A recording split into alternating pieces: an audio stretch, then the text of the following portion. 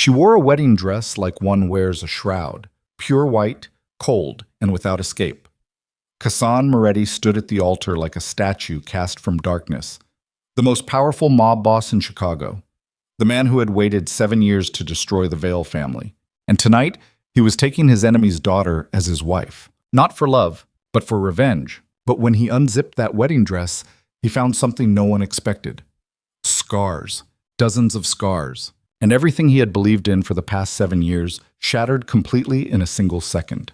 This is the story of a marriage that began with hatred and ended with something even more terrifying than love. Watch to the end, like, and comment with the name of the city you're watching to let me know how far my story has progressed. The rain came in sideways that night, hammering the tall stained glass windows of the cathedral like it was trying to break through and warn everyone inside. It didn't matter. Nobody inside St. Verena was listening to warnings anymore. The invitations had gone out. The cars had arrived. The city's most powerful people, politicians, crime bosses, federal judges who owed favors, had taken their seats in polished mahogany pews and arranged their faces into expressions of careful neutrality. They were here to witness something that looked like a wedding. It wasn't. Seraphine Vale understood that the moment she stepped out of the black town car and felt the rain touch the bare skin of her shoulders, and the first thing she thought wasn't about the man waiting at the end of the aisle. It was about escape routes. She had been cataloging them for 3 days. The service exit through the kitchen, the loading dock behind the rectory, the narrow alley that fed out onto West Monroe where she could disappear into the city's wet dark. She had memorized all of them the way a person memorizes the location of fire extinguishers in a building they expect to burn. She hadn't used any of them. That fact said more about her situation than anything else could. Her dress was ivory silk, architectural in its structure, with a high neck that her stylist had chosen deliberately to cover the older bruising along her collarbone. The designer had assumed she wanted elegance. What she'd actually wanted was armor. The train dragged along the wet pavement outside before she gathered it up herself, not waiting for the attendant, and walked through the cathedral doors with her chin level and her hands completely steady. Seraphine Vale had survived worse than this. She just hadn't survived anything that looked quite so much like a ceremony. The interior of St. Verena smelled of something old, stone dust and candle smoke, and the particular cold of spaces that have held too much human emotion for too long. The pews were full. She didn't look at the faces. She looked at the aisle, at the dark marble floor reflecting the candlelight in long amber streaks. And she put one foot in front of the other with the mechanical precision of someone who had learned long ago that the only way through a terrible thing was straight through the center of it. At the far end of the aisle, Cassian Moretti stood watching her. She had seen photographs of him. Every person in Chicago had seen photographs of him. The society pages ran his image when he attended charity events. The crime reporters used old surveillance shots when they wrote their carefully worded pieces that never quite accused him of anything specific. In the photographs, he always looked contained, controlled, like a man who had decided years ago that he would never give anyone a reaction worth documenting. In person, he was something else entirely. He was tall, taller than she'd registered from the photographs, and he wore a black suit that had been cut to fit him with a precision that bordered on obsessive. No pocket square, no boutonniere, nothing decorative at all. His hair was dark and worn close, and his face was the kind of face that had been handsome once and then something had happened to it. Not violence exactly, more like years of deliberate erasure, until what remained was something past handsome and into dangerous territory. His eyes tracked her from the moment she entered the door, and they didn't move from her face as she walked the entire length of the aisle. And by the time she stopped at his side, she felt those eyes like a physical pressure against the side of her jaw. He didn't smile. She hadn't expected him to. The officiant spoke. Seraphine heard the words in fragments, dearly gathered, solemn occasion, bonds of matrimony. And she stood still inside her dress and breathed in through her nose and out through her mouth and kept her eyes forward. Beside her, Cassian was utterly motionless. He might have been carved from the same dark marble as the floor. He repeated his vows in a voice that was low and even and completely without inflection, like he was confirming an invoice. When it was her turn, she repeated hers in the same register. What else was there? The rings were placed. The officiant pronounced them. Cassian turned toward her for the required moment of ceremony, and as he leaned the fraction of an inch required by tradition, she felt his breath warm against her ear, and he said it so quietly that no one 3 feet away could possibly have heard. "You're going to spend the rest of your life paying for your father's sins." Seraphine turned to face him fully. This close, she could see the fine lines at the corners of his eyes, the small scar bisecting his left eyebrow, the exact quality of the anger in his expression. Not hot, not explosive, but cold and patient and absolutely certain of itself, the way a glacier is certain. She held his gaze for 3 full seconds. Then she turned to face the congregation, and she smiled for the cameras. The penthouse occupied the entire 42nd floor of a building in the West Loop that Cassian owned outright, and it looked the way all rooms look when someone with unlimited money and no warmth decorates them. Expensive, precisely arranged, and somehow airless. Floor-to-ceiling windows on 3 sides. The city sprawled below in its grid of light, rain still dragging across the glass in long diagonal lines. The furniture was charcoal and slate, the art on the walls abstract and dark, and the whole space had the feeling of a room that had been assembled to impress rather than to inhabit. Seraphine stood in the center of it and noted, without particular emotion, that there were no photographs anywhere, no personal objects, nothing that told you a human being actually lived here, rather than visited occasionally to sleep. Behind her, she heard Cassian set his jacket across the back of a chair, the sound of his cufflinks being removed and placed on a glass surface. She had grown up in a house where sounds like that, small, domestic sounds, the sounds of a person settling in, preceded the worst nights. Her body still knew how to respond to them. Her shoulders drew inward a fraction of an inch before she consciously pulled them back. "There's a room prepared for you down the hall," Cassian said. His voice in the empty penthouse sounded different than it had in the cathedral. Drier, more tired. The housekeeper left the details on the bed. "You have access to the east wing. The west wing and my office are off limits." Seraphine turned around.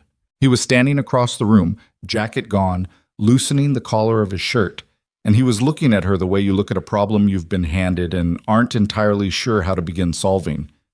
"That's the arrangement," she said. "That's the arrangement." "For how long?" Something shifted in his face, a fractional tightening around the eyes. "For however long it takes." "Takes for what?" "For the Vale name to mean what I need it to mean." He picked up a glass of water from the counter and drank from it with his back half turned to her. "Your family's business relationships, the boards you sit on, the connections your father built over 30 years, those belong to me now. That's what this is." Seraphine was quiet for a moment. The rain hit the windows. 42 stories below, the city moved through its night without any awareness of the 2 people standing inside this particular square of light. "My father is dead," she said. "I'm aware." "Then whatever he did to you, your father destroyed a deal that cost me 8 lives and $40 million. Cassian set the glass down and turned to face her directly. "He fed information to my enemies for 3 years while sitting at my table and eating my food. When I found out, he disappeared before I could collect. 6 months later, he was dead from a car accident that was very convenient for him." His voice was still even, still patient. "So yes, your father is dead. That's why I married his daughter instead." The words landed the way they were meant to, blunt, without cruelty, but without apology. He wasn't angry. That was what was most disturbing about him. He had built this entire architecture of revenge with the same emotional temperature you'd use to plan a business acquisition. Seraphine looked at him for a long moment. "I'd like to change out of this dress," she said finally. He gestured toward the hall. She walked past him, carrying the train of her silk gown through his expensive airless penthouse, and she did not let herself feel anything until she was through the bedroom door and she heard it close behind her.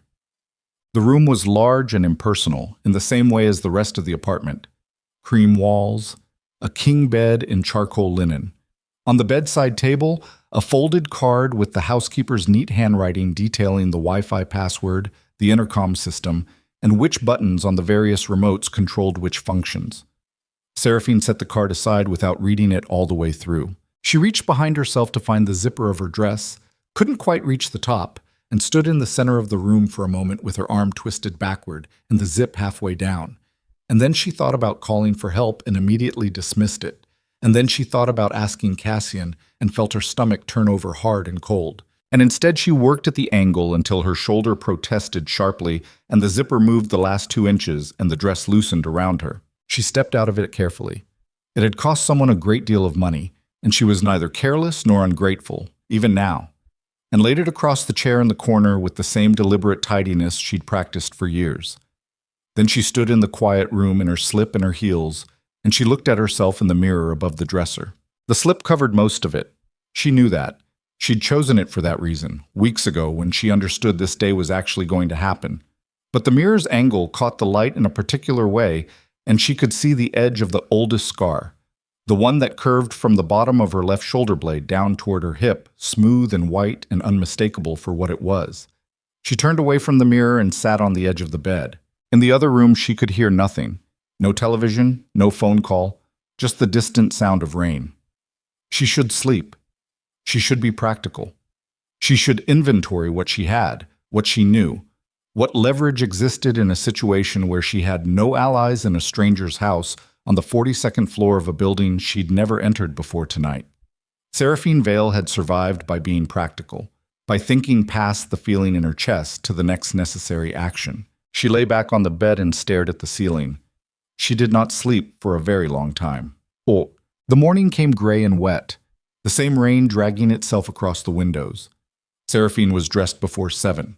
Dark trousers, a high-neck blouse, her hair pulled back with the kind of controlled precision she'd learned to wear like a second skin.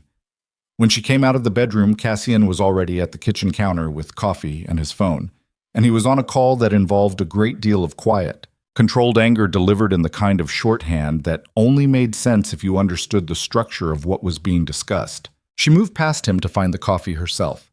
She heard him end the call. "Sit down," he said. Not harshly, just flatly. "I'm getting coffee. There's something we need to discuss. I'm getting coffee first." A pause.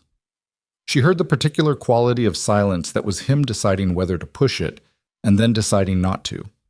She poured her coffee, turned, and sat at the far end of the kitchen counter with both hands wrapped around the mug.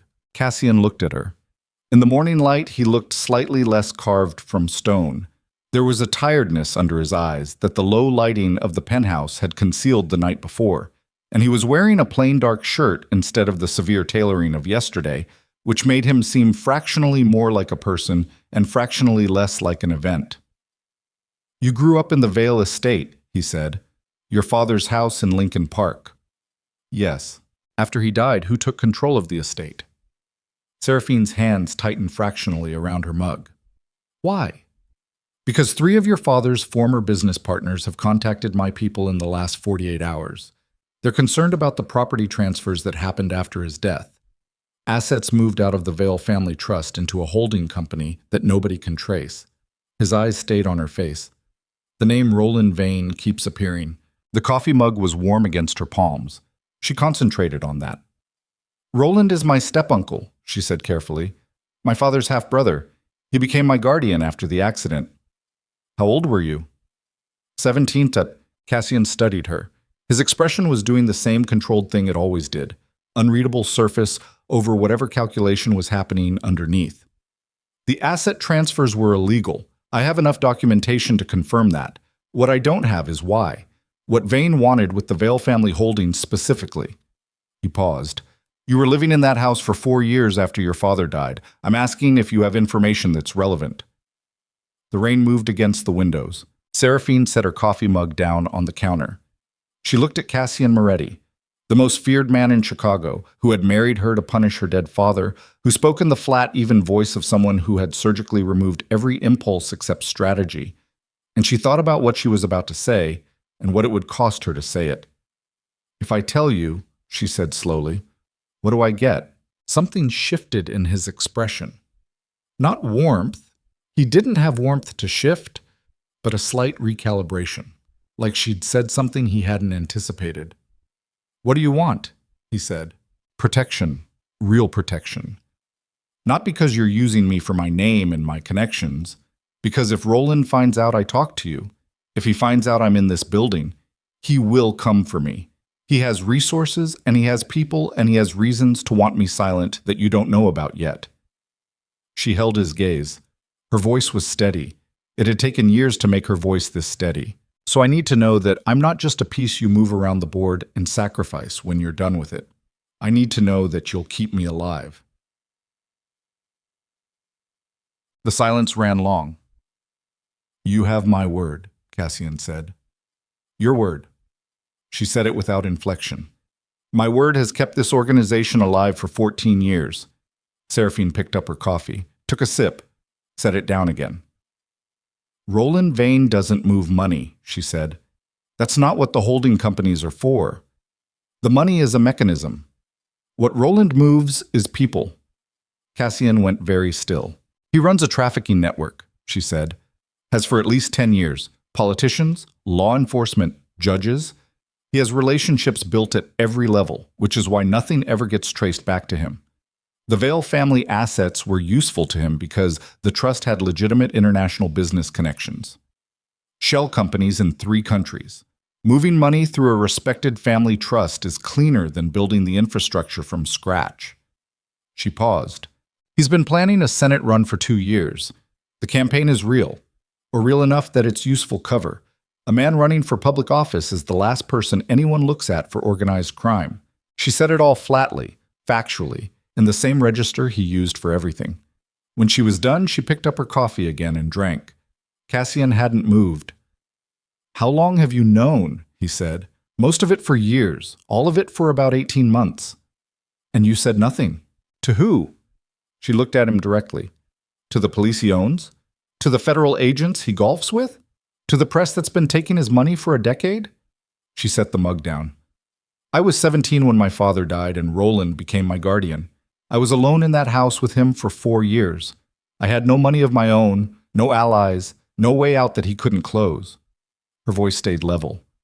So no, I said nothing. I survived. The word landed in the room and sat there. Cassian looked at her for a long moment. Not the calculating look, not the strategic assessment, something else entirely, something she couldn't read and didn't know what to do with. Then he said, How did your father die? Seraphine looked at the rain on the windows. The official report says his car went off the Fullerton Bridge at 2 a.m, she said. Single car accident. Blood alcohol twice the legal limit. She paused. My father didn't drink. What came after that conversation was not a thaw. It was more like a shift in barometric pressure before a storm, a change in the quality of the air between them that didn't make anything easier, but at least made it more honest. Cassian spent the rest of that day on calls. Seraphine spent it exploring the limits of the East Wing's access, which were more generous than she'd expected, and reading through every document she could access on the building's internal network using the password from the housekeeper's card. There was less there than she'd hoped, but more than he probably intended. She was careful about it. She always was. The second night, she ate dinner at the kitchen counter because he was still working and there was no one else. The third morning, he had a car take her to a building downtown where his legal team sat in a conference room and walked her through documents for 3 hours. Corporate structures, asset transfers, the threads of Roland Vane's financial architecture laid out across a 20-foot table. She answered their questions with the careful precision of someone who has been waiting a long time to finally be asked. It was on the third night that everything changed. She woke at 4 a.m. from a dream she couldn't hold on to once she was awake. Only the feeling of it, which was the feeling she always had after those particular dreams. Smothered, like the air pressure had changed and she was breathing through something dense and resistant. She sat up in the dark and pressed the heels of her hands against her eyes until the feeling passed. Then she heard something outside her door. She crossed to it and opened it before she thought too carefully about whether she should. The hallway beyond was dim, lit by low baseboard lights, and at the far end Cassian stood with his back against the wall and his phone in his hand, looking out the floor-to-ceiling window at the city below. He was in dark trousers and a white shirt open at the throat. He hadn't slept either. He turned when she opened the door. For a moment they looked at each other across the length of the hallway. I heard you up, he said. His voice was different at 4 a.m. Something had gotten out of it. Not all the control, but enough of the performance that it was lighter, somehow, closer to the ground. The same, she said. He looked back at this window. She came down the hallway and stood beside him, not too close, both of them looking at the city's nighttime grid from this height. and the rain had finally stopped, and everything below was wet and still and humming with its usual frequency. "You do this often," she said. "More lately." A pause. "I used to be better at sleeping. What changed?" He was quiet. The city moved 42 floors below them. "I found a file 3 weeks ago, before the wedding. Something my investigator pulled about the Vale estate after your father's death." His jaw moved. "Medical records. Filed under administrative error, no name attached. I didn't understand what I was looking at until I'd been married to you for 48 hours. Seraphine looked at the window. "I would have handled the wedding differently," he said. "What I said to you during the vows. Would you have?" "Yes." She considered that. "But you still would have married me." "Yes." "For the same reasons. The reasons are still valid." He said it without apology, but also without the cold satisfaction it had carried the first night. "What Roland is doing is connected to things I've been trying to dismantle for 2 years. I need the Vale family access to do it. That hasn't changed." He paused. "But I said something I shouldn't have said, to a person who didn't deserve it. It was not an elaborate apology. It was not warm. But coming from him at 4 in the morning, it was something." Seraphine was quiet for a moment. "I need you to understand something," she said, "about why this matters. About Roland specifically." Her voice stayed even, but she could hear the thread of something else in it, something she kept to the back of her throat. "The women he moves through that network, they're not abstractions to me. I know what that looks like from the inside of a house where it happens. I know what it costs." She paused. "I've spent 4 years surviving that house and waiting for an opportunity that was big enough to actually do something. I'm not going to waste it because you and I got started wrong." Cassian turned to look at her. In the low light, the expression on his face was something she hadn't seen before. Not strategic, not contained. He was just looking at her, the way you look at something when you've had to completely revise your understanding of what it is. "We didn't get started wrong," he said. "We got started before we had information." Seraphine looked at the city. "I want Roland," she said. "I know. Not just his network. Not just his assets. I want him to face what he's done." "Yes." "Can you do that?" "That's what I'm good at." The city hummed below them. The wet streets caught light in long reflections. Somewhere far below, a car moved through an intersection, and its headlights swept across the pavement and disappeared. "Then we should work together," Seraphine said. Cassian was quiet for a moment. Then, "Yes, we should." Neither of them moved for a while after that. They stood at the window in the 4 in the morning quiet of the city, and the distance between them was smaller than it had been, and neither of them named what that meant, because naming things too early was how you broke them before they were strong enough to hold their own weight. What? The next 2 weeks moved differently than the first 3 days had. Cassian's people were good. She'd understood that abstractly, but seeing it up close was something else. The operation they were assembling to dismantle Roland's network was methodical and patient, and went about its work the way serious professional destruction always does, quietly, with documentation, without wasted motion. There were 3 investigators she worked with closely.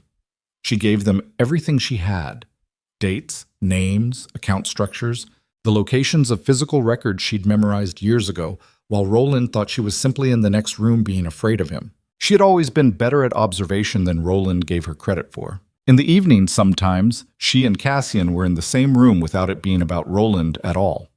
He read at the kitchen counter while she worked on the east side of the couch. She asked him once about one of the abstract paintings on the wall, a piece that seemed out of place with the rest of the controlled dark decor, looser and more unresolved. And he told her he'd bought it at an estate sale from a family he'd helped years ago, when he was still working his way into his current position, and it reminded him of something he'd seen as a child. He didn't say what. She didn't ask. She stopped locking the bathroom door on the 9th day. She noticed him notice that. He didn't comment on it. One evening, he brought her 2 fingers of bourbon without asking, set it on the table beside her, and went back to his own work. And she looked at the glass for a moment and then drank it, and neither of them treated it as anything other than what it was: an ordinary human gesture between 2 people who were, against all reasonable expectation, beginning to understand each other. She was not naive. She had not stopped thinking clearly. She knew who he was and what he'd built and the specific shape of the violence that had built it. She knew that her attraction to his competence and his honesty was not the same as safety. But she also knew that the 4 years in Roland's house had taught her the exact difference between a man who had power over you and used it to diminish you, and a man who had power over you and used it towards something else. Something that at least had the possibility of growth in it. She held that distinction carefully, like a flame in a high wind, and she didn't let herself move too fast. What she could not yet see, what none of Cassian's careful investigation had yet surfaced, was the particular rot that had already taken hold inside the Moretti organization. The person inside those walls who had been moving information outward for longer than anyone knew. The thread that Roland had spent years quietly cultivating, waiting for exactly the moment when Cassian came close enough to be truly dangerous. The thread that would unravel everything. On the 14th night, she dreamed again. Not the smothered dream, but something different, clearer. In it, she was standing in the Vale Estate hallway at 17 years old. But now she was also herself at 24, watching her younger self from the far end of the corridor. She wanted to call out, tell her something. She couldn't find the words before she woke. She lay in the dark and listened to the building settle around her and thought about the Moretti Foundation gala that was coming in 10 days. Cassian had evidence. Financial records she'd retrieved from the Vale Estate's hidden archives.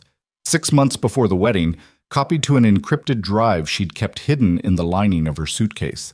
Records that could put Roland Vane's trafficking operation in front of a federal grand jury before he could bury it. The gala was the right venue. Every power player in Chicago in one room, cameras and press and witnesses everywhere. The cleanest public moment to pull the trigger on everything they'd built. She believed that. She just couldn't shake the feeling, lying in the dark in Cassian Moretti's penthouse on the 14th night of her impossible marriage, that somewhere in the machinery of the plan, something was already going wrong. She was right. She just didn't know it yet.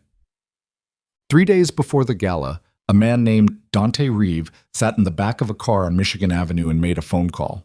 The call lasted 4 minutes. When it ended, he sat for a moment looking at his own reflection in the tinted window, and then he picked up his second phone, the one nobody at the Moretti organization knew he carried, and sent a single message.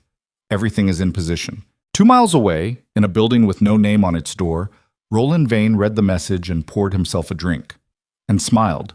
The morning 3 days before the gala started with a problem nobody anticipated and ended with Cassian putting his fist through a wall. It wasn't the wall of the penthouse. It was the wall of a loading dock office on the south side of the city, inside a warehouse that the Moretti organization used for legitimate freight storage and, occasionally, less legitimate conversations. Seraphine heard about it secondhand from one of the investigators, a woman named Priya, who wore her hair in a severe bun and had the precise, economical manner of someone who had spent years in work where imprecision got people killed. Priya told her with no particular expression that there had been an incident at the South Warehouse, that 2 men had been found, that Cassian had gone down to handle it personally. What kind of incident? Seraphine said. Priya looked at her for a moment with the particular look of someone calculating exactly how much information was appropriate. 2 of our people, Priya said finally. Long term. Both found in the warehouse at 3 this morning by the overnight guard. Both dead. Seraphine absorbed that. How? Single shot each, close range, execution style. Priya's voice stayed flat. The bodies were arranged, deliberately, facing the door so whoever came in would see them immediately. Someone wanted them found. Yes. Someone wanted us to know they'd been inside. Yes. Seraphine stood at the window of the conference room where she'd spent the last week working through Roland's financial architecture, and she looked at the city below and she thought about what it meant to leave a message like that. Not a quiet elimination, a declaration. Who were they, she said. 2 of our longest-serving security people. Both had been with Cassian for over a decade. The implications settled in the room between them like smoke. If Roland's people had gotten to men with that kind of tenure, men who knew the organization's structure, its rhythms, its vulnerabilities, it meant the breach was older and deeper than anyone had understood. It didn't mean those 2 men were the source of the leak. It might mean they'd simply gotten close to figuring out who was. She turned from the window. Where is Cassian now? On his way back. Tell him I need to see him when he arrives." Priya looked at her steadily. "He's not going to be in a conversational mood." "I know."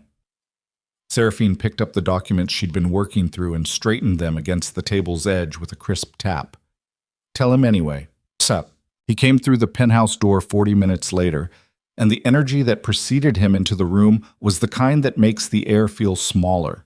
He was in a dark jacket and dark trousers, and there was a rust-colored stain on the cuff of his left sleeve that he hadn't noticed or hadn't cared about, and his jaw was set in a way that made the muscle beneath it visible.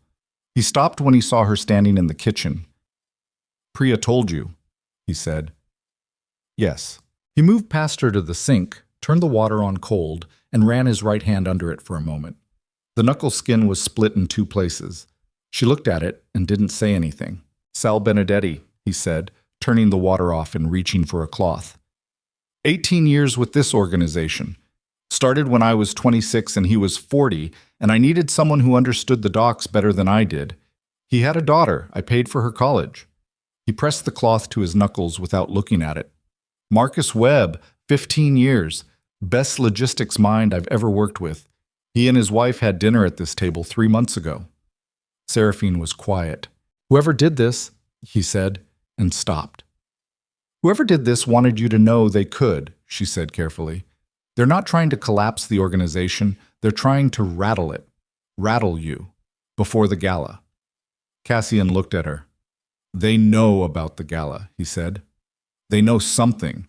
They might not know the specifics, the evidence, the timing, the public nature of it, but someone has told them enough to know that whatever you're planning, it's close." His jaw tightened further. He set the cloth down on the counter. 3 days, he said. 3 days? She agreed. We push it up or we hold. We can't push it up. The financial documentation needs another 48 hours of authentication. If we move early with incomplete records, Roland's lawyers bury it in a week and we never get a second shot. Then we hold, and we figure out how deep the breach goes. She paused. Cassian. The 2 men who died, they may have been getting close to the source. That might be why they were killed.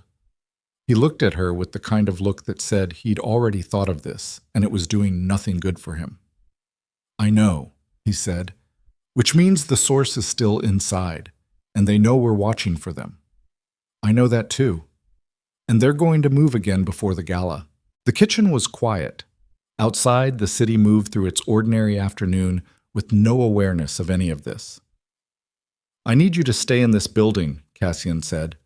His voice had flattened back to its working register, the operational tone, stripped of the 4 in the morning quality that had become quietly her preferred version of him. I need you not to go anywhere without 2 of my people until this is resolved. I understand. I'm not asking. I know you're not. She held his gaze. I'm saying I understand. There's a difference. He looked at her for a moment. Something in the rigid set of his shoulders shifted a fraction. Not released, just redistributed. He nodded once. I have to make calls, he said. I know. He moved toward the office. She watched him go and thought about the rust-colored stain on his cuff, and the split skin on his knuckles, and the name Sal Benedetti, and the fact that this man had paid for a dead man's daughter's education and would probably never mention it to anyone. She turned back to the kitchen counter and poured 2 coffees and left one on the edge of the office door where he would see it. Dante Reeve arrived at the penthouse that evening at 6. He was Cassian's consigliere. The word was old, formal, the kind of title that in the Moretti organization carried genuine weight. He'd held the position for 9 years. He was a compact man in his mid-40s with the kind of face that was easy to trust, open, attentive, quick with a self-deprecating comment that made him seem less formidable than he was. He had the social intelligence of someone who had spent decades in rooms where reading the temperature correctly was the difference between going home and not going home. Seraphine had met him twice before the warehouse incident. Both times she'd found him warm, professionally respectful, appropriately cautious in the way that all of Cassian's senior people were cautious around her, still assessing, still calibrating how much she was an asset and how much she was an unknown variable. Tonight he came in and went directly to Cassian, which was normal, and they talked in the office for an hour with the door closed, which was normal. And when Dante came out to get water from the kitchen, He stopped and looked at her across the counter with an expression that was normal in all its surface features. Concerned, steady, the expression of a trusted lieutenant managing a crisis. And something about it made the small hairs on Seraphine's forearms stand up beneath her sleeves. She couldn't name it. She was good at not naming things she couldn't yet prove. "Hell of a week," Dante said, filling a glass from the tap. "Yes," she said. "How are you holding up?" "Fine." "The gala is still on, for what it's worth. Cassian won't pull back from something like that. Once he decides on a course, he finishes it." He said it with the ease of a man describing a quality he admired. "You've probably figured that out by now." "I figured some things out," she said. He smiled. It was a good smile. That was part of what bothered her.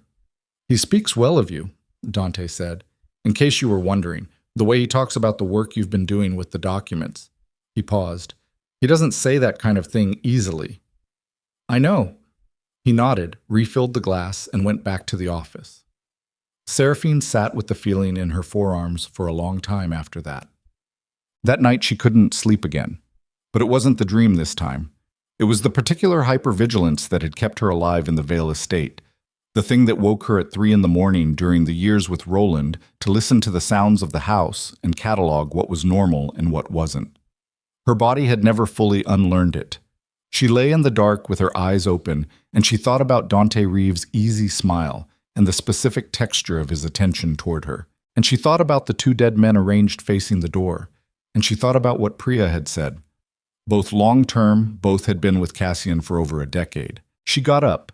She didn't go to the hallway this time. She went to the small desk in the corner of her room where she'd set up her laptop, and she opened it carefully, and she began very quietly and very methodically to go looking. She wasn't an investigator. She wasn't trained in what she was doing, but she had spent 4 years in Roland Vane's house learning how to find things he wanted hidden, which had given her a working education in the specific logic of concealment, the way people who hid things always left a seam somewhere, because perfect concealment required perfect consistency, and nobody was perfectly consistent forever.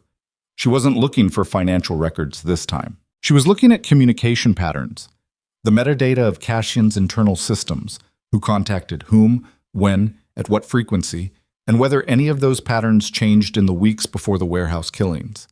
It took her 2 hours. What she found wasn't proof. It was a seam. A series of encrypted outgoing contacts from a device registered to the organization's internal communications network, beginning 14 months ago and appearing approximately every 3 to 4 weeks.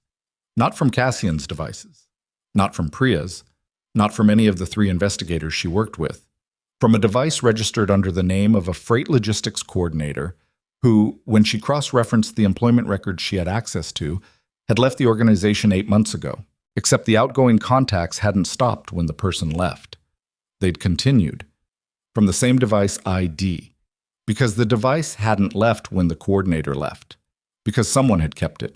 She sat in the dark with her laptop warm on her knees and her heart beating in a completely controlled and steady rhythm. She had learned long ago how to keep her heart rate down when the thing she'd found was the thing she feared. And she thought about who had access to the organization's full internal communications infrastructure. Not many people. She closed the laptop and sat in the dark for a while longer. Then she got up, dressed, and went to find Cassian. He was in the office. Of course he was. It was 2:30 in the morning, and he was at his desk with 3 physical files open in front of him and his reading glasses. She hadn't known about the reading glasses. They were a detail that did something complicated to her chest, and a half-empty glass of bourbon at his elbow. He looked up when she appeared in the doorway. "You should be asleep," he said. "So should you." She crossed to the desk and set her laptop in front of him. "Look at this." He looked at it. He took his glasses off, set them on the desk, and looked at it again. She watched his face as he read through what she'd pulled, and she watched the expression go through its controlled processes: assessment, recognition, the careful suppression of whatever the recognition was doing to his chest. "Where did you find this?" he said. "The communications metadata. I had access because of the documentation work." "You went looking on your own." "I went looking because Dante Reeve gave me a bad feeling tonight, and I couldn't sleep." Cassian went very still. She watched him absorb that, watched him take it apart and reassemble it against 9 years of working history and trust, and the particular weight that came with a betrayal of this magnitude. "This isn't proof," he said. "I know. This is a device irregularity that could have 3 other explanations." "I know that too." She sat across from him.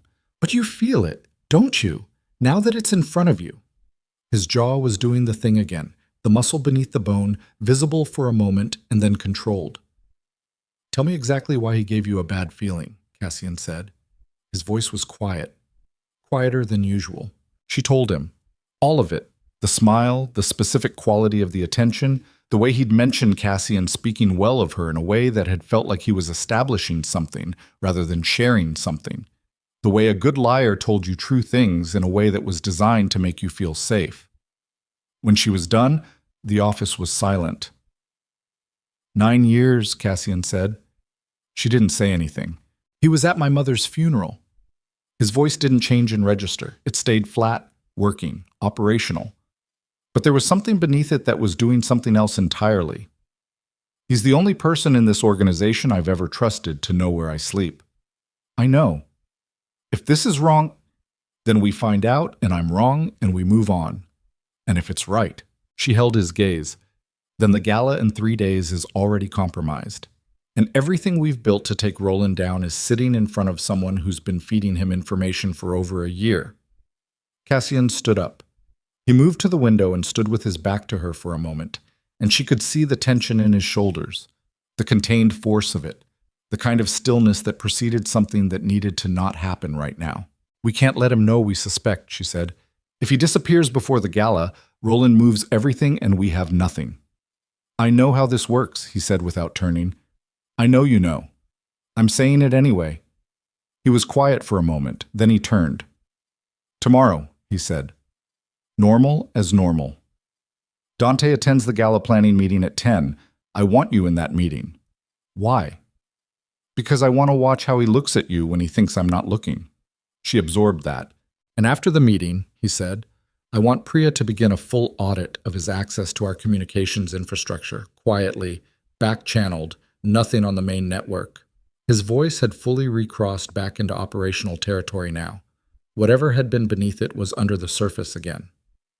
"If it's him, I want a complete picture before the gala. And if the picture confirms it before the gala, then I handle it." "Cassian." "I handle it," he said again, and this time the quality in his voice told her exactly what handle it meant, and she looked at him for a long moment and thought about all the things she could say about that, and decided that none of them were appropriate for 2:30 in the morning, and none of them would have made a difference anyway. "Okay," she said. She got up to leave. At the office door, she stopped. "Whatever you decide to do," she said, "don't do it until after Roland is finished. He's the one we came here for." Cassian looked at her across the office. "I know who we came here for," he said. Sat. The next day moved with the particular excruciating quality of a day when you know something enormous is inside it and you cannot get to it yet. The gala planning meeting was at 10, in the same conference room where she'd been working for 2 weeks, and Dante arrived at 9:58 with 2 members of Cassian's security team and a leather folder under his arm, and he greeted Seraphine with the same warm, easy, practiced professionalism she'd always received from him. She watched him. Not obviously. She'd spent years learning how to watch without appearing to watch, how to hold a conversation with one part of her attention while another part cataloged details, the direction of a glance, the timing of a blink, the specific way a person's body responded to a topic before their face could catch up and manage the response. Dante was good. He was genuinely good. There were moments in that 90-minute meeting where she would have believed she was wrong about him, where his input was so practical and specific and so clearly in Cassian's interest that she felt the ground shift slightly beneath her conviction. And then Cassian mentioned casually that the financial documentation was now complete. She felt it before she saw it. A micro-adjustment in Dante's breathing, a fractional quickening that was over in a second and then smoothed into attentiveness. She didn't look at Cassian. He didn't look at her.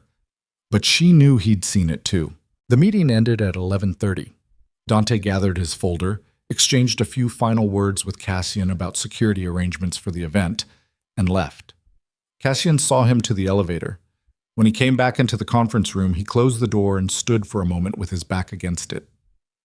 Yes, he said. Just that. She nodded. He pressed the heels of his hands against his eyes for a moment, a gesture so brief and human that she felt it like something physical. And then he straightened up and became operational again. Get Priya, he said. The 48 hours before the gala were the longest of Seraphine's recent memory, which was saying something given the competition. Priya's audit moved faster than expected. By the second evening, she had a file that was no longer a seam, but it was a window. 14 months of outgoing contacts to a routing address that, when Priya traced it back through 3 separate private servers, resolved to a number registered to a property holding in Roland Vane's name. Not direct contact, never direct. Dante was too careful for that, but close enough, with enough pattern and enough frequency, that it was no longer deniable. Cassian sat with the file for a long time. Seraphine sat across from him and let him sit with it and didn't offer anything. He was there, Cassian said finally. His voice had a quality she'd never heard in it before. Not anger, something heavier. Every conversation I've had about Roland for the last year, every piece of this operation, he was in the room for it. Most of it, she said. Not all. The financial documentation. I worked on that outside normal channels. Priya handled the authentication outside his access radius. So he doesn't know the specifics. Not the specifics. He knows enough to know the gala is the moment. He may know the general nature of what we have. She paused. Which is enough for Roland to know he needs to move first. Cassian set the file down on the table. The gala is tomorrow night, he said. Yes. If we pull Dante now, Roland knows immediately. He has redundant contacts. Dante isn't his only line in. Pulling Dante alerts him that the network's been found. She had thought this through for 2 days. She had gone over it from every angle she knew. If Roland knows we found the breach, he doesn't run. He attacks. He has too much to lose to just disappear. He'll move to destroy what we have before we can use it. Cassian looked at her. You've been running this. Someone had to. I have people. Your people are compromised and you're managing your anger about Dante, which is reasonable. But someone needed to be thinking about the tactical problem, and I was available. She held his gaze without apology. Are you going to be angry about that? A long pause. No, he said. Then here's where I am. We let Dante run one more day. We do not signal that we've found anything. We go to the gala tomorrow night. We execute the plan as constructed, and we have people in position to take Dante the moment the evidence goes public, and Roland no longer has any use for a contact inside your organization. Cassian was quiet. He looked at the file. He looked at her. And if Roland's already moved assets, he said, if he knows we're coming and he's already halfway out of the country, then we have his financial records in front of federal prosecutors and Interpol, and the thing he's built is dismantled whether or not he's personally in handcuffs. She paused. I want him in handcuffs, but I want the network destroyed more. Those are the priorities in that order. She said it and meant it, and he could see that she meant it, and something in his face, not softened exactly, more like it had been put through something and come out the other side, shifted toward her. You're not what I expected, he said. It wasn't a compliment or a surprise. It was just what it was. A factual observation from a man who didn't say things unless he meant them. What did you expect, she said. Someone who needed protecting. She looked at him steadily. I've spent 6 years protecting myself. I'm not stopping now just because there's someone else in the room. He held her gaze. I know. Good. The office was quiet. Outside the windows, Chicago's nighttime skyline pressed its grid of light against the glass. Tomorrow was the Moretti Foundation Gala. Tomorrow night, in a ballroom full of the city's most powerful people, they would either pull the thread that unraveled Roland Vane's empire, or Roland would pull his thread first. She had been working toward this moment for 2 years. She wasn't afraid. She was something colder and more useful than afraid. She was ready. What she couldn't see in the careful architecture of everything they'd built was that Dante had already moved. That 6 hours earlier, while she and Priya were finalizing the audit, Dante Reeve had sent the last message he would ever need to send, not to a routing address this time, directly to Roland. Tomorrow night. Ballroom. She brings the documents herself. Take her before he can use them. Take them both if you can. She didn't know any of that. She went to bed and lay in the dark and breathed steadily, mapping the next day in her mind with the controlled precision of a woman who had survived everything that had been done to her through sheer force of preparation. In the morning, she would dress for a gala. She would carry the encrypted drive in the lining of the small evening bag she'd chosen for exactly that reason. She would walk into a room full of cameras and witnesses and power brokers, and she would watch Roland Vane's face when everything he'd built began to burn. She had earned this. She had bled for this. She had survived every single thing that had been designed to stop her from reaching this exact moment. She did not know, lying in the dark 36 hours before the gala would explode into gunfire and broken glass and everything falling apart at once, that the one thing she hadn't accounted for was the specific loyalty of a monster who had been patient enough to plan for the moment she finally felt safe. She hadn't accounted for it. And that gap, that single gap in all her careful preparation, was going to cost them everything. The dress she chose for the gala was deep burgundy. Not red, not black, something in between, the color of something that had already been through damage and come out the other side of it. She put it on at 6:15 in the evening with the same deliberate focus she applied to everything that mattered, working the zipper herself, checking the lining of the evening bag twice to confirm the encrypted drive was seated correctly against the inner seam where it would read as a phone's edge if anyone ran a basic scan. She looked at herself in the mirror for exactly 4 seconds. Then she turned away and went to find Cassian. He was in the bedroom doorway when she came into the hall, jacket on, tie precisely knotted, the silver cufflinks she'd seen him wear twice before catching the light from the overhead fixture. He looked at her. She looked at him.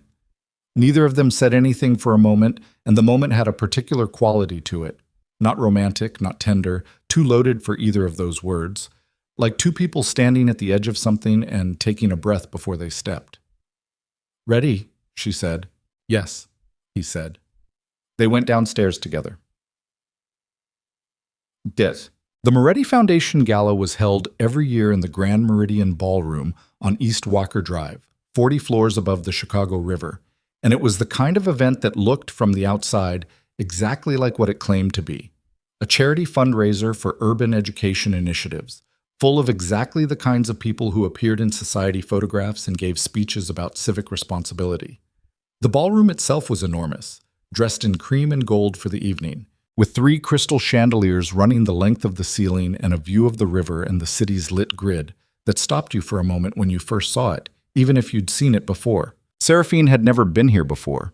She noted the exits as they entered.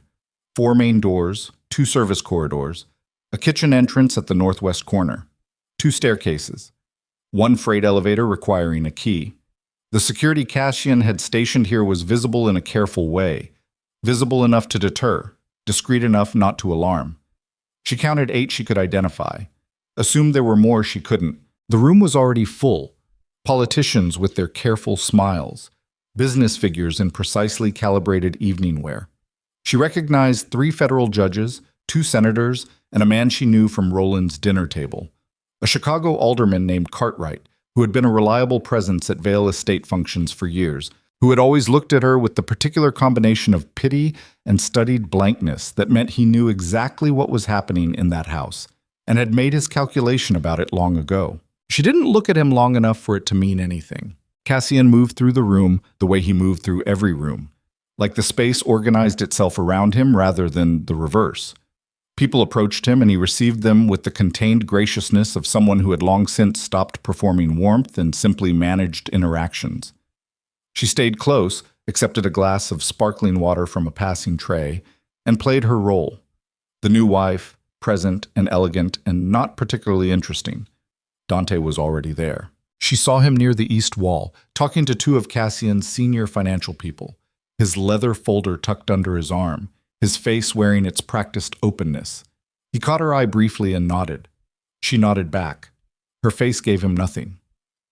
"He's been here 40 minutes, she said quietly, turning toward Cassian under the pretense of leaning in to hear something he'd said. "I know."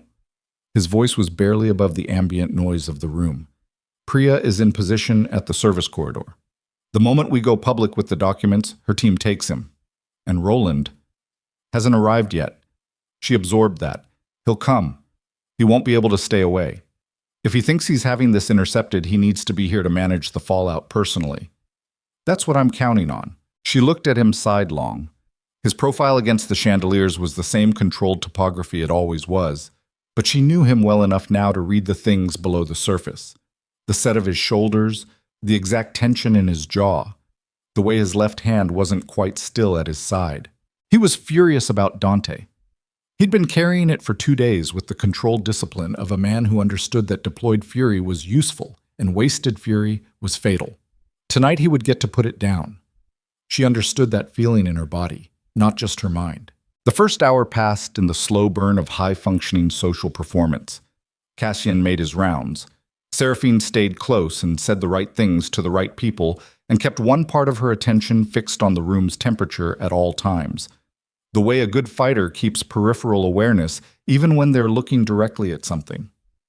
At 8:45, Roland Vane walked into the ballroom. She felt it before she saw him, a change in her own body, something her nervous system had learned years before her conscious mind could catch up to it, a tightening between her shoulder blades, a slight coolness across her skin. Then she turned, and there he was.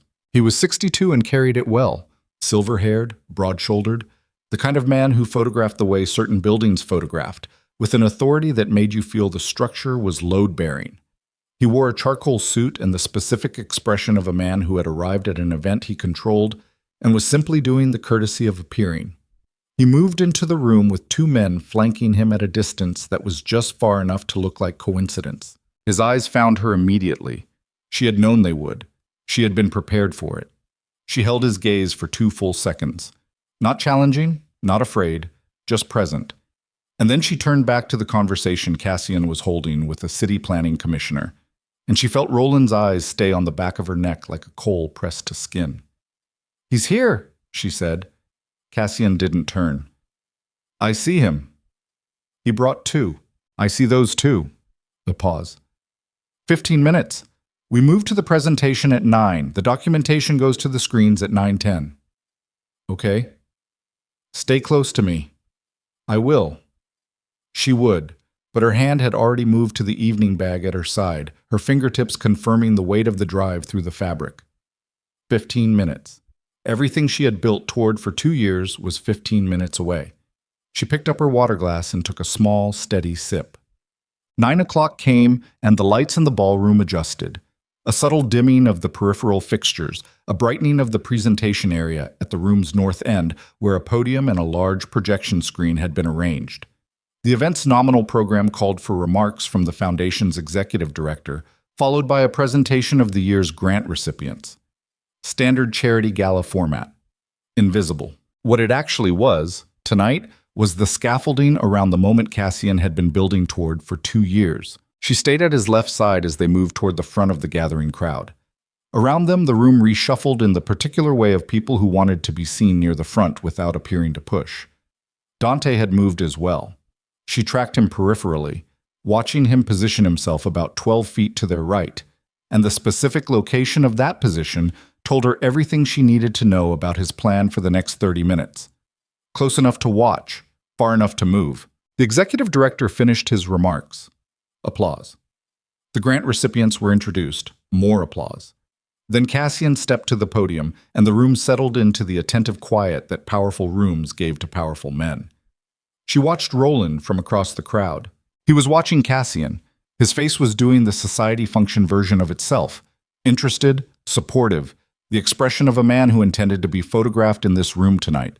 But beneath it, in the minute compression of the muscles around his eyes, she could see the calculation running. He knew something was wrong. He'd known before he walked in. That was why he was here. Cassian spoke about the Foundation's work with his customary controlled efficiency. 3 minutes, no excess. The kind of address that communicated he respected his audience's time. Then he paused. "Before we close the formal program," he said, "I'd like to share something that I believe is directly relevant to this city and to every person in this room who has a stake in how Chicago is governed." The room's temperature changed. She could feel it. The shift in the quality of the attention, the way people straightened fractionally in the way that people straighten when they understand something real is about to happen. She reached into her evening bag. Her fingers found the drive. She turned toward the AV technician stationed at the equipment table to her left. A Moretti employee, confirmed, cleared, Priya's contact, and she took the 2 steps toward him and placed the drive in his hand. And that was when the shooting started. The first shot came from the east side of the room. It was not the cracking sound of cinema gunfire. It was the flat, concussive industrial sound of an actual weapon discharged in an enclosed space, and it punched through the air of the ballroom, and the entire room became a different place in the same instant. What had been ordered and controlled and predictable exploded into chaos, with the specific total violence of a thing that had been coiled and waiting. Glass shattered somewhere to her right.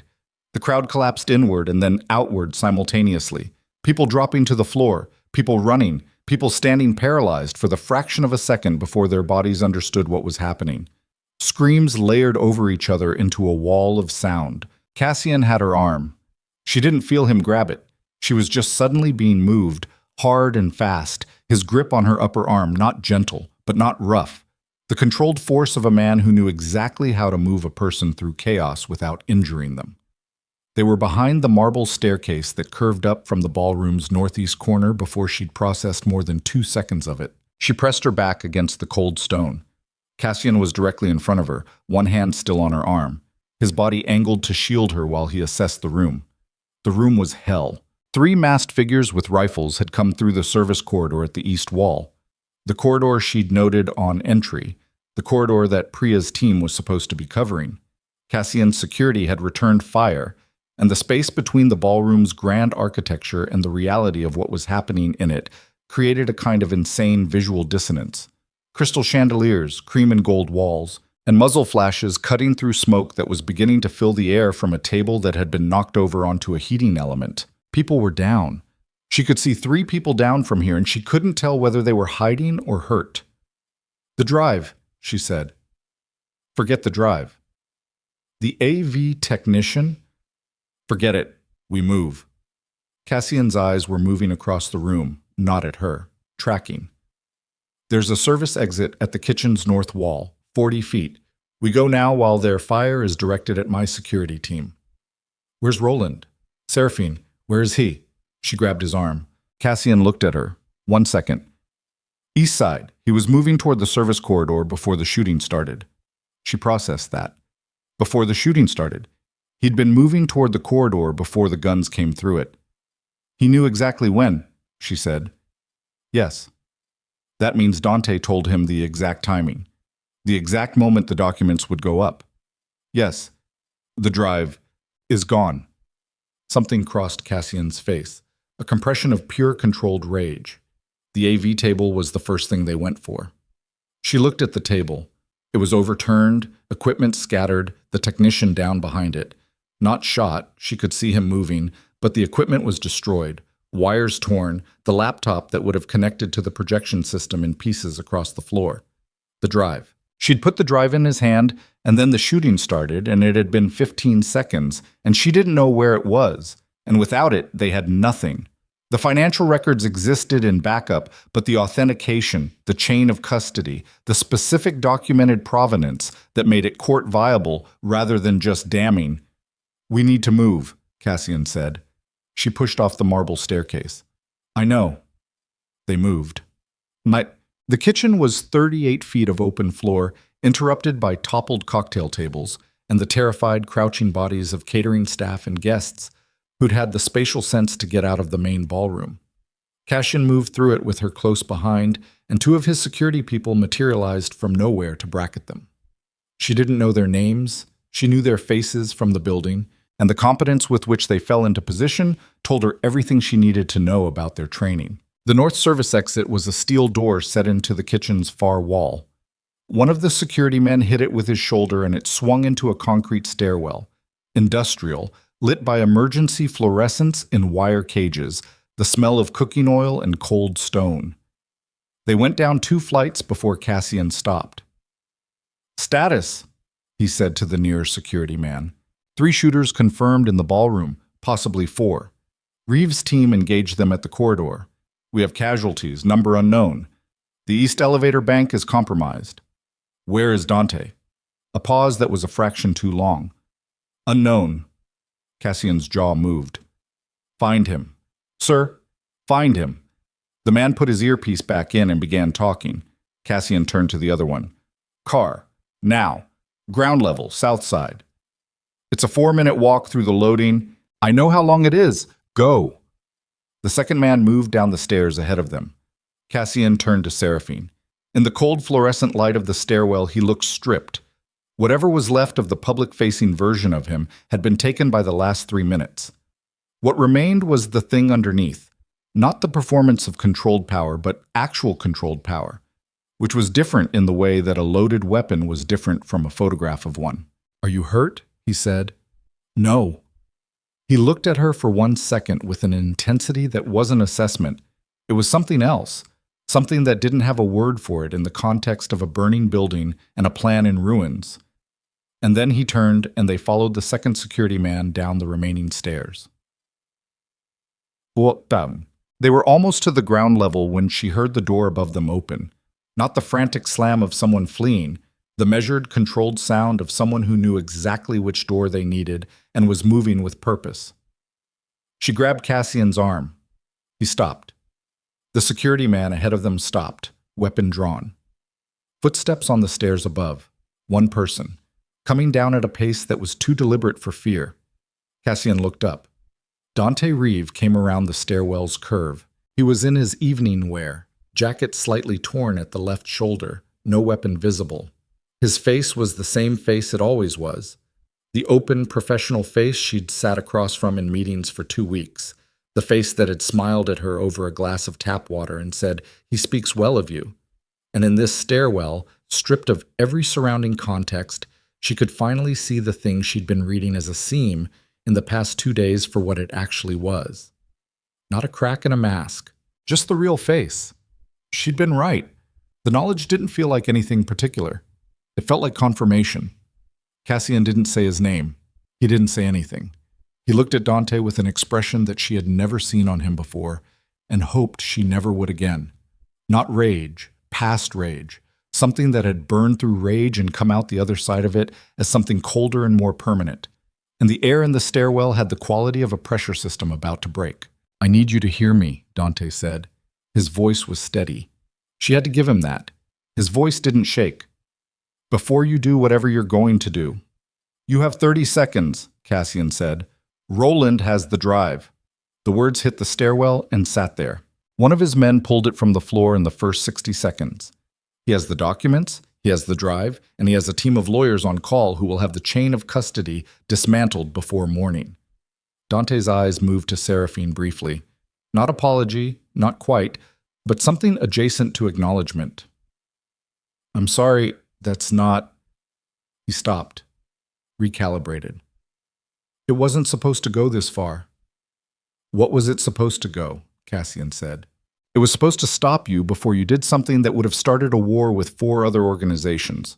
Roland came to me 14 months ago with information about what would happen if you moved against him. The blowback, the alliances he has in place, the people who would come for this organization if you took him down without..." "Sal Benedetti," Cassian said. Dante stopped. "Marcus Webb." Cassian's voice hadn't risen. That was the worst of it, the absolute evenness of it. "You're going to stand in this stairwell and tell me it wasn't supposed to go this far, and I'm going to ask you about 2 men who are in the morgue tonight because they were getting close to you." Something moved through Dante's face, something real, for the first time since she'd known him. "I didn't order that." "Roland did." "Yes, with information you gave him." The silence was its own answer. Cassian took 1 step toward him, and Dante held his ground, which was either courage or the resignation of a man who had already decided how this ended, and Cassian stopped with 18 inches between them and looked at the man who had been at his side for 9 years. "Where is he taking her?" Cassian said. Seraphine's blood went cold. "What?" she said. Dante's eyes moved to her again. This time the thing in them was closer to what she'd expected. Not guilt, something more honest than guilt. The acknowledgement of a person who had been a tool for so long they'd stopped distinguishing between their will and the hand that held them. "The ballroom was a distraction," Dante said. "The drive was secondary. You were always the primary target tonight." He was looking at her, not at Cassian, at her. Roland's known for 3 weeks that you've been working with Cassian's investigators, that you have records he can't account for, things you memorized, things that aren't on any drive. He paused. He needs you to tell him what you remember, what you know that isn't documented. He can rebuild around documented evidence. He can't rebuild around a witness who carries the architecture of his operation in her head. The stairwell was very quiet. She thought about the ballroom, the choreography of it, the timing, the specific positioning, the way it had been designed to separate her from Cassian in the chaos. She thought about Roland moving toward the service corridor before the shot started.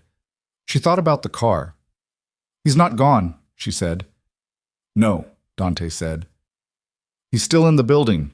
The loading dock, south side." Dante looked at Cassian. "There's a team waiting, 5 men. He was going to let you get to the car and then—" Cassian was already moving.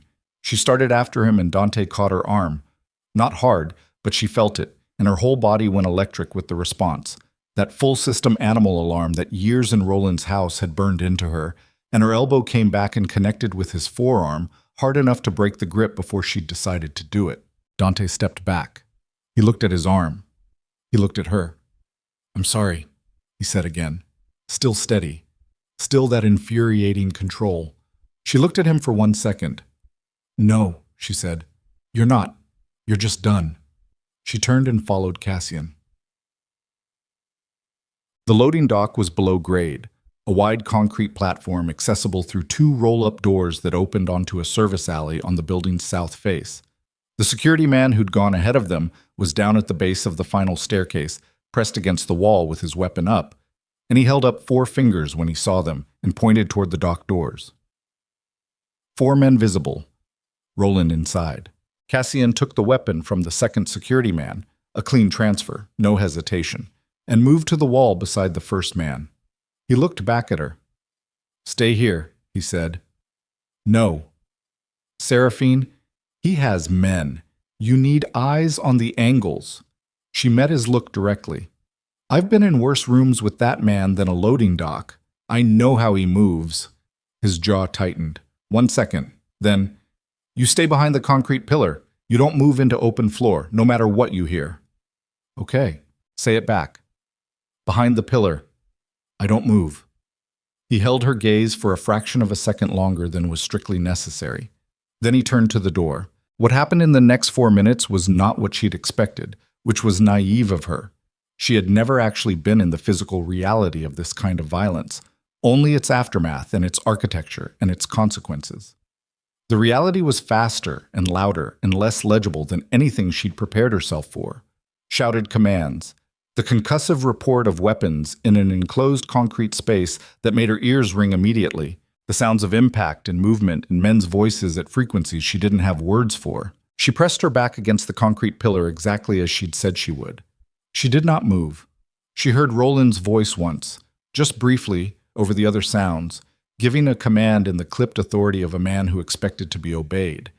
And hearing it did something to her chest that she breathed through deliberately, counting, keeping her body on her side. Then, silence. Not the silence of resolution, the silence of a pause. She came around the pillar. The dock was a wreckage of overturned equipment pallets and shattered fluorescent light fixtures. 2 of Roland's men down. The other 2 retreated to the far end near the roll-up door. Cassian's 2 security men had them in position. Cassian himself was 12 feet from her, his arm extended, the gun in his hand pointed at empty space. He was pointing at empty space. The roll-up door behind the 2 remaining men was half open, raised from outside, and through the gap she could see the service alley's wet pavement and the dim glow of the street beyond. "Where is he?" she said. The security man nearest her turned. His face told her before his words did. "He got through the door during the exchange. There's a vehicle—" "He's gone," Cassian said. His voice was flat, entirely flat. "He had an exit vehicle and he was gone before we cleared the first 2. She stood in the loading dock with the smell of gun smoke and wet concrete, and she understood what that meant in its full dimension. The drive was gone. Roland was gone. The evidence chain was broken, and the man who had built a trafficking empire on the bones of women like her was at this moment in a vehicle moving away from this building through the streets of a city that didn't know what had just happened. Cassian lowered the gun. She looked at his profile and saw what she'd seen in the stairwell. That place past rage. And then she looked at the half-open roll-up door in the wet alley beyond it, and she felt something move through her that she didn't have a word for, something that was composed of all of it.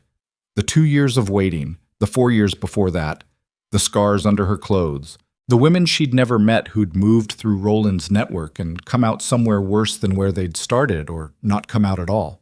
And it moved through her and settled at the bottom of her chest like ballast. She was not going to fall apart. She was not going to stand in a loading dock and collapse into what this felt like. She was going to think. The backup records, she said. Her voice was steady. She was somewhat amazed by how steady it was.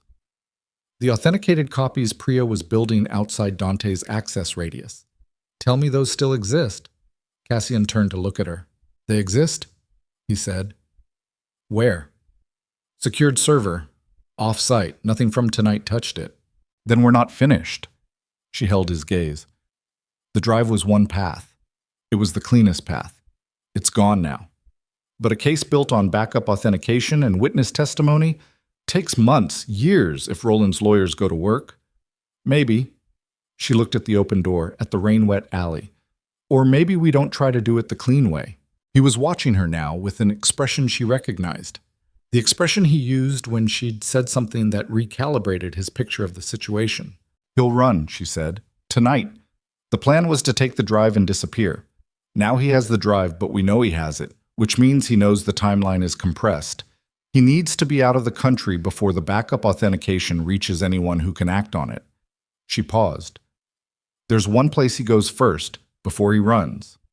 There always is. How do you know that? Because I know him. She looked at Cassian directly. He has a property outside the city, not on record under his name. It's under 3 layers of holding company, none of which connect to Roland Vane in any visible way. I know what it is. I know what happens there. Her voice stayed level and cold and precise. He'll go there to retrieve one specific thing before he runs. Physical records. His insurance policy against every powerful man who's ever used his network. Names, dates, documentation. He keeps it there because it's the one thing he's never trusted to any electronic system. Cassian was absolutely still. If we get there before he leaves, she said, we don't need the drive. We don't need the chain of custody.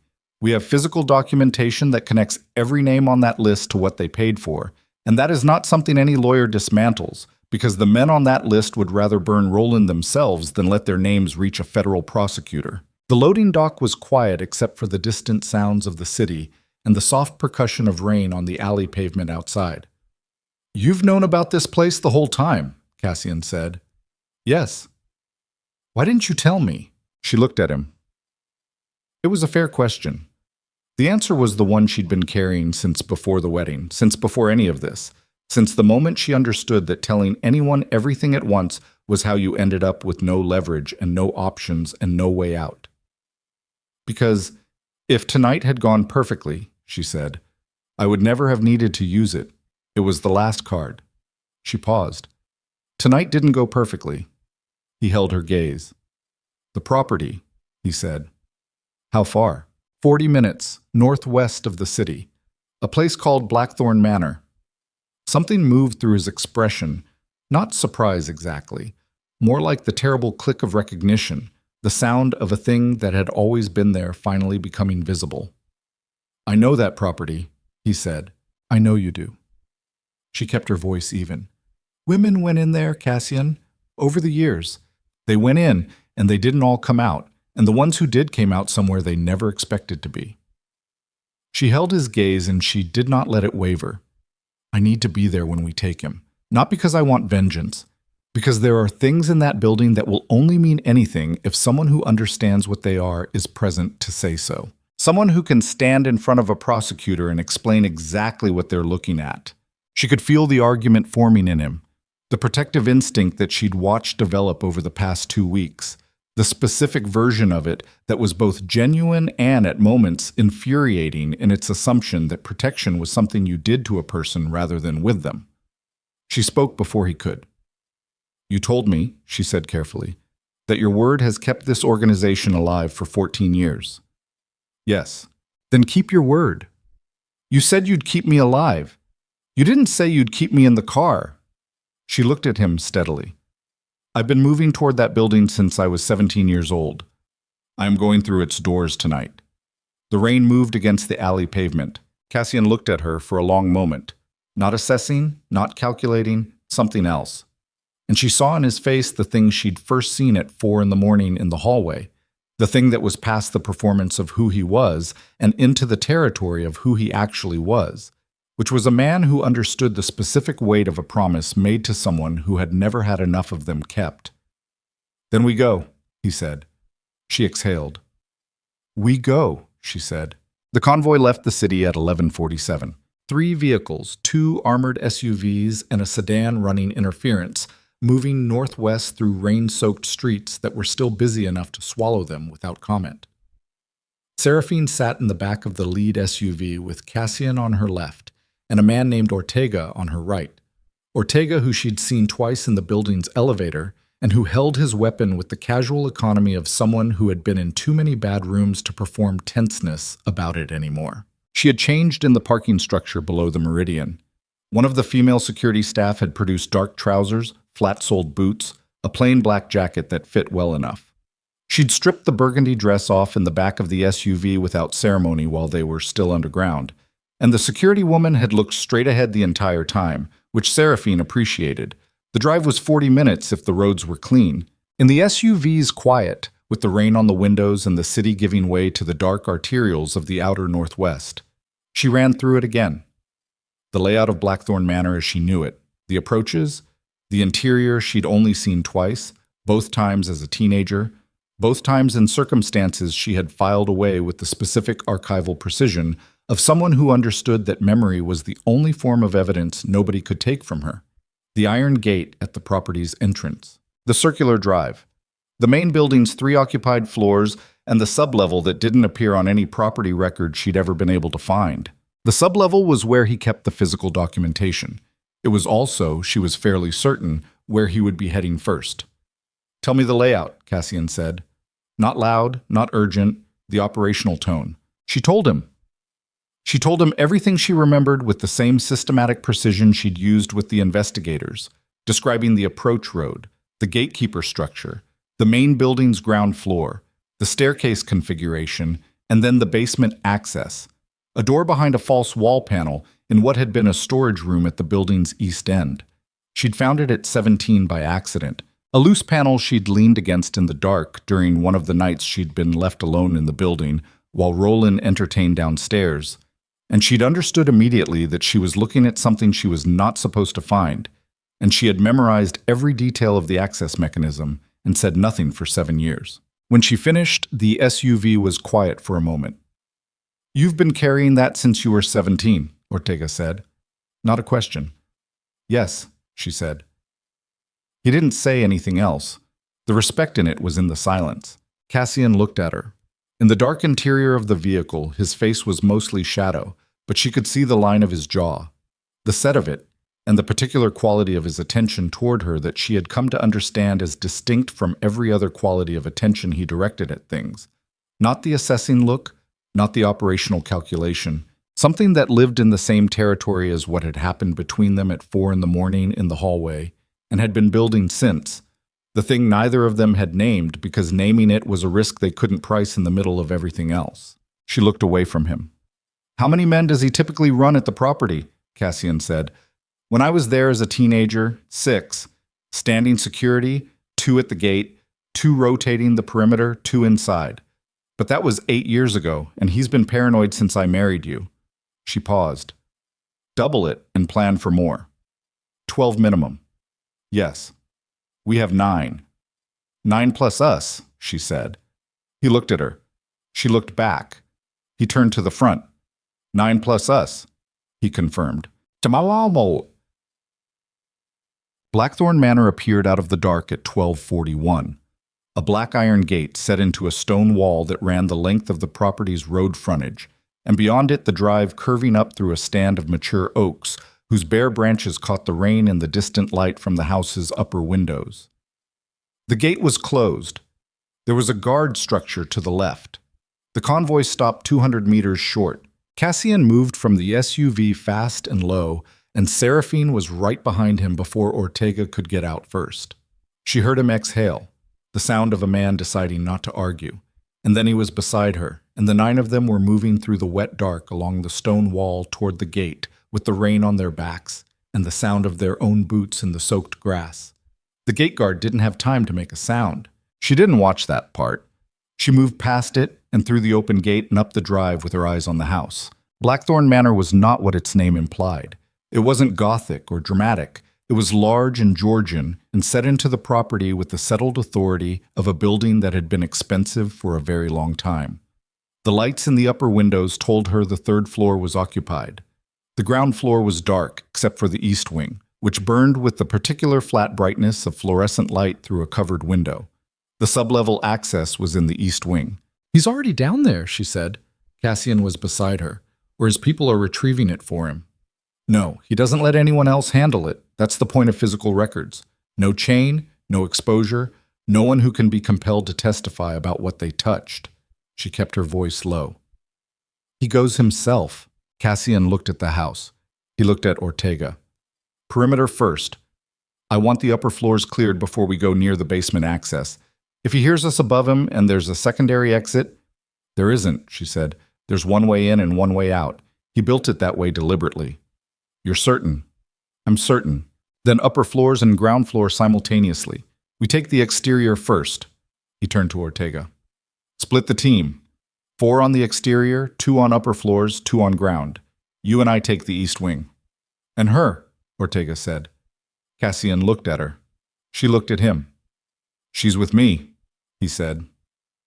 The next 11 minutes were the longest and most terrible minutes she had experienced since the Vale estate, which she would not have predicted an hour ago. The exterior team moved in a pattern she couldn't fully track from the east wing approach.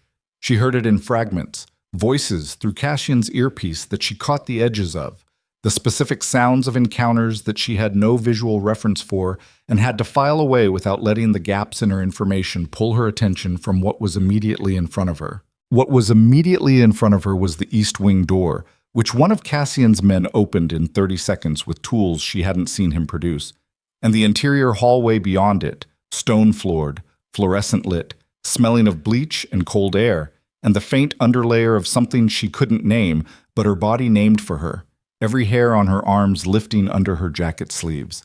She had been in this hallway once, 8 years ago. She had been 19 that time, not 17, and she had come to this wing following sounds she'd heard from above, and she'd stood in this exact corridor and seen the door at the end of it. And she had not been able to make herself go further because she was 19 and alone and had no power and no allies and no weapon except the thing she was storing in her memory. She walked down the hallway now. Her boots were silent on the stone. Cassian was 2 steps ahead of her, and Ortega was behind her, and one more man was behind him, and the hallway was 30 feet, and then a sharp right, and then the storage room. The storage room door was open. The light inside it was on. Cassian stopped at the door jamb. She stopped beside him. They looked into the storage room. Industrial shelving, cardboard file boxes, a concrete floor with a drain at its center, and the false wall panel was open, swung outward on a hinged mechanism, revealing the concrete staircase beyond it descending into light. Voices below. 2 of them. One was Roland's. Cassian's hand came up, flat palm, hold position. He turned to Ortega and communicated something with his eyes that she didn't have the language for, and Ortega nodded and moved to a different position in the room, and then Cassian looked at her. She pointed down. He held her gaze for 1 second. She pointed down again.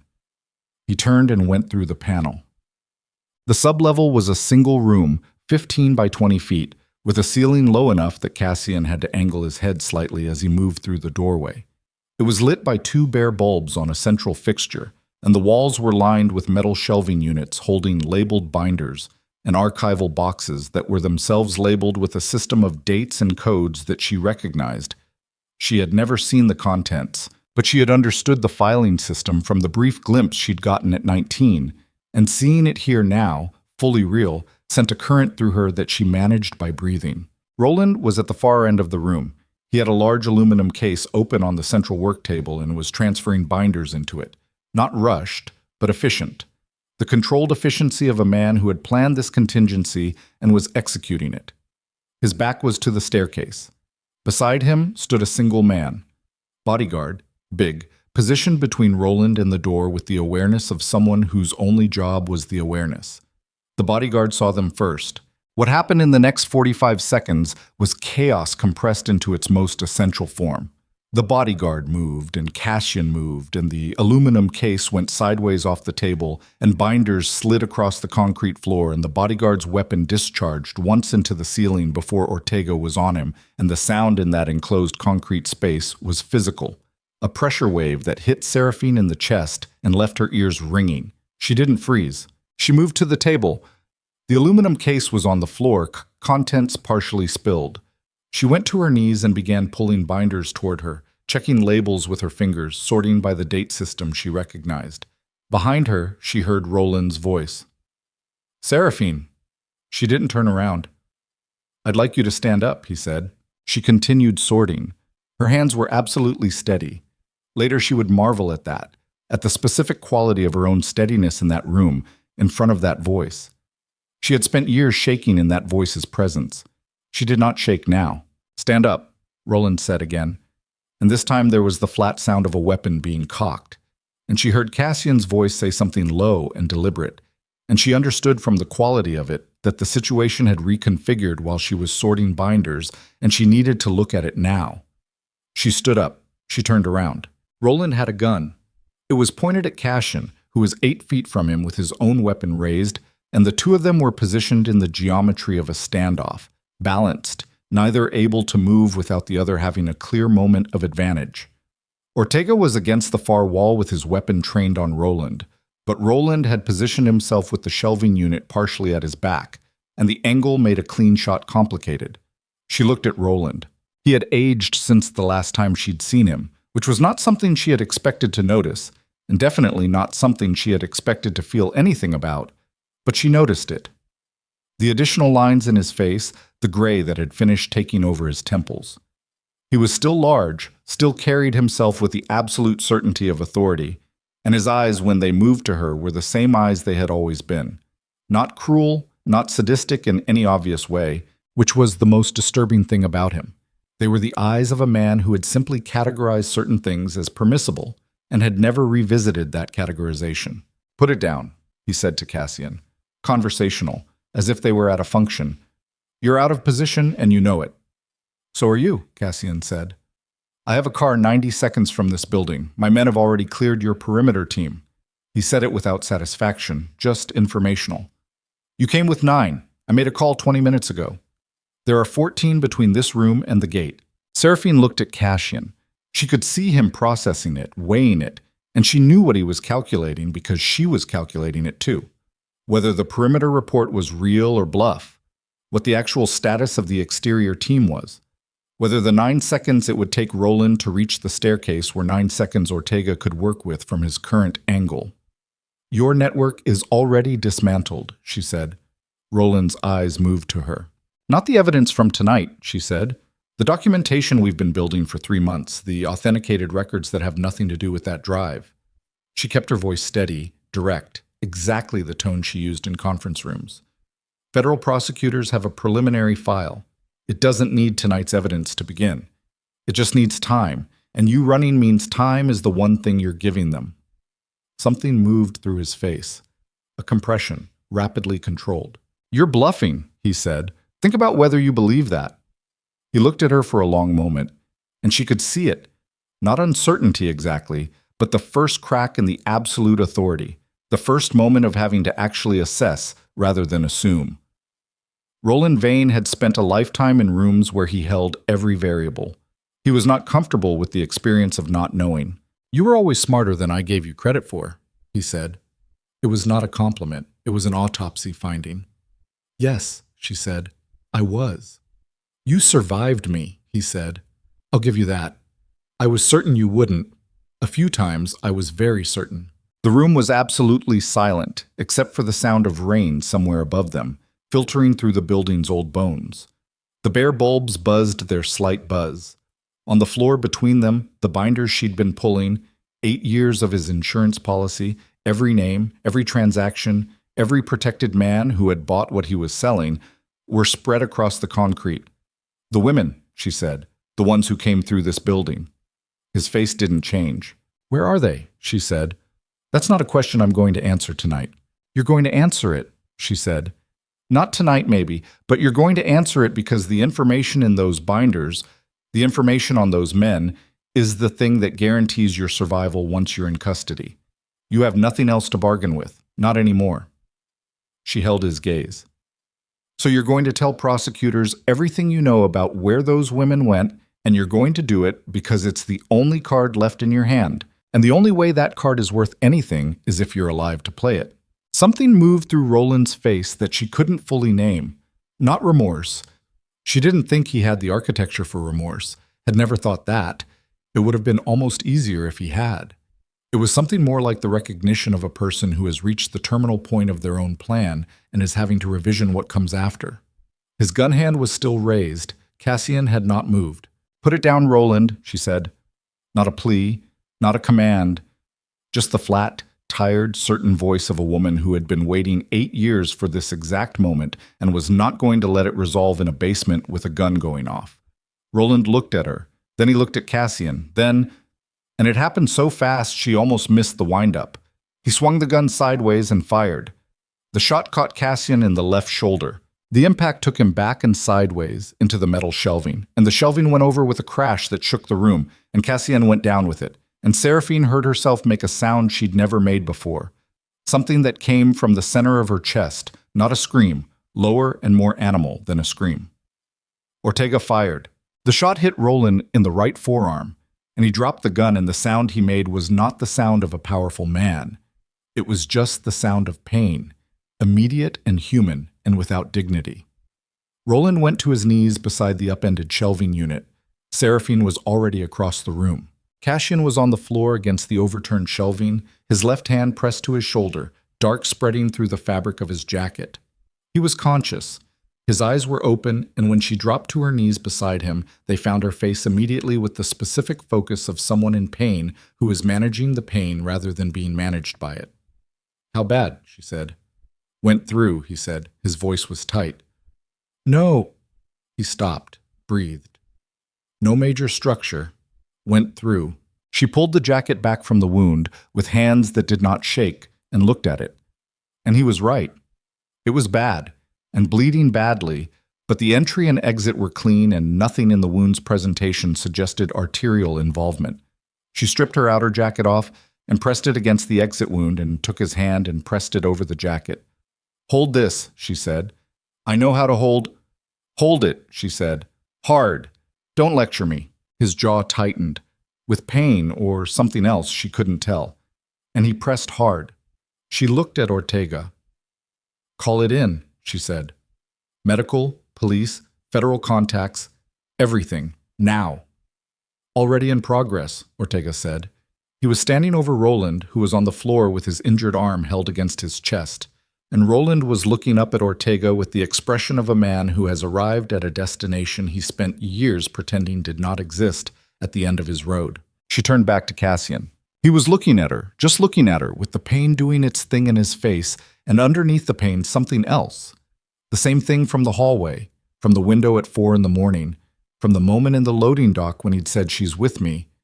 And she was aware that they were on the floor of a concrete sublevel in a property that smelled of decades of terrible things, and that was not the location she would have chosen for this, any of this, but here they were.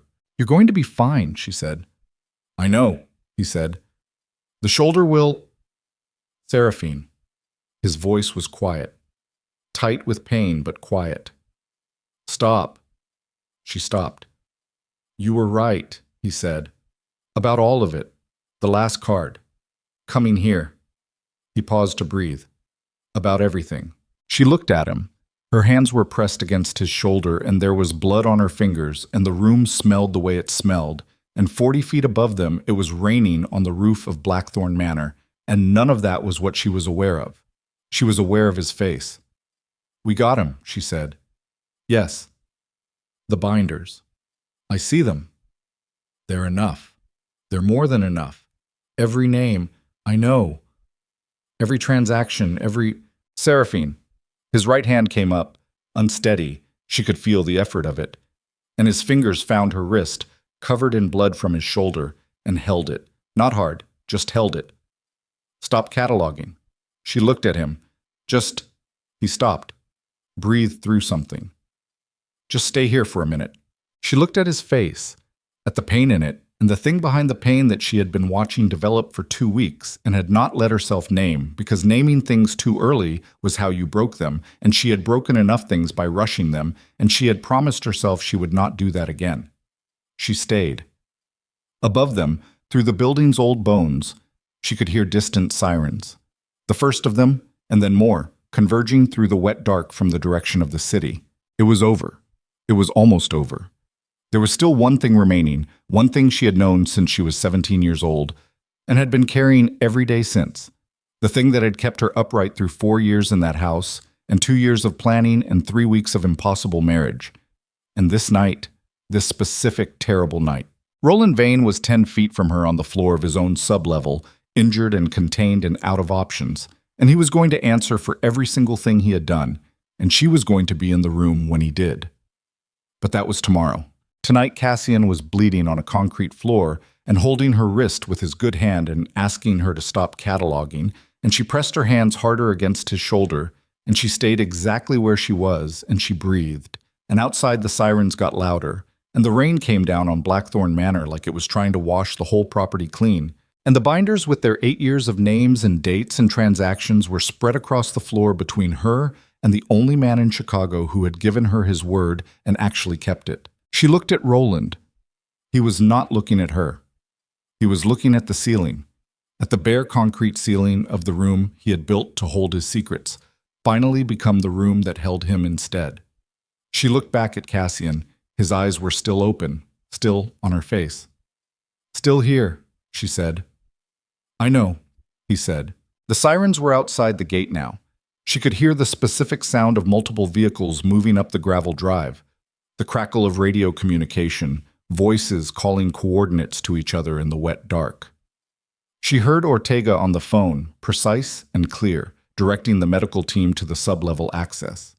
She heard Roland make a sound, just a small sound, not pain, not fear exactly, more like a man making the sound of a door closing, and she did not look at him again. She pressed her hands against Cassian's shoulder, and the sirens were here, and the footsteps were on the stairs, and the room was full of voices and light, and she held on and held on and held. The paramedics came down the stairs at 12:59 in the morning with a stretcher and a kit, and the particular efficient urgency of people who had been told gunshot wound sublevel and had moved accordingly. Seraphine didn't get out of their way immediately. She stayed with her hands pressed to Cassian's shoulder until the lead paramedic, a woman with close-cropped hair and calm brown eyes, put her own gloved hands over Seraphine's and said, quietly, I have him. You can let go now. She let go. Her hands came away dark. She looked at them for a moment, the specific fact of his blood on her fingers, the warmth of it already cooling in the basement air, and then she stood up and stepped back and let the paramedics work. Cassian didn't take his eyes off her while they worked on him. She didn't look away either. Across the room, 2 federal agents she didn't recognize had Roland Vane on his feet, his injured arm treated and bound, his face composed into the particular blankness of a man who had decided that the version of this story that served him best was the one where he said nothing at all until he had lawyers present. He was good at that face. She had watched him wear it at Vale Estate functions for years, at press events, at the kind of dinners where everyone present understood that certain things were not spoken about, and it had always been effective because the people looking at it wanted to believe what it presented. The agents looking at him now didn't want to believe anything. They looked at him the way people looked at something they intended to take apart thoroughly. When Roland was moved toward the stairs, he passed within 6 feet of her. He didn't look at her. She had thought for years about what this moment would feel like.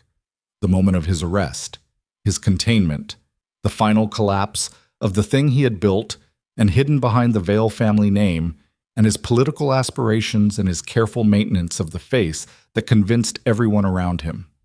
She had imagined it as something enormous, something that would hit her like weather. What it actually felt like was a door closing. Not dramatic, not cathartic in the way she'd expected. Just the specific physical sensation of a thing that had been open for 8 years finally moving shut. A draft disappearing, a pressure equalizing, the room becoming a slightly different temperature. She watched him go up the stairs. She exhaled through her nose. Then she turned back to Cassian.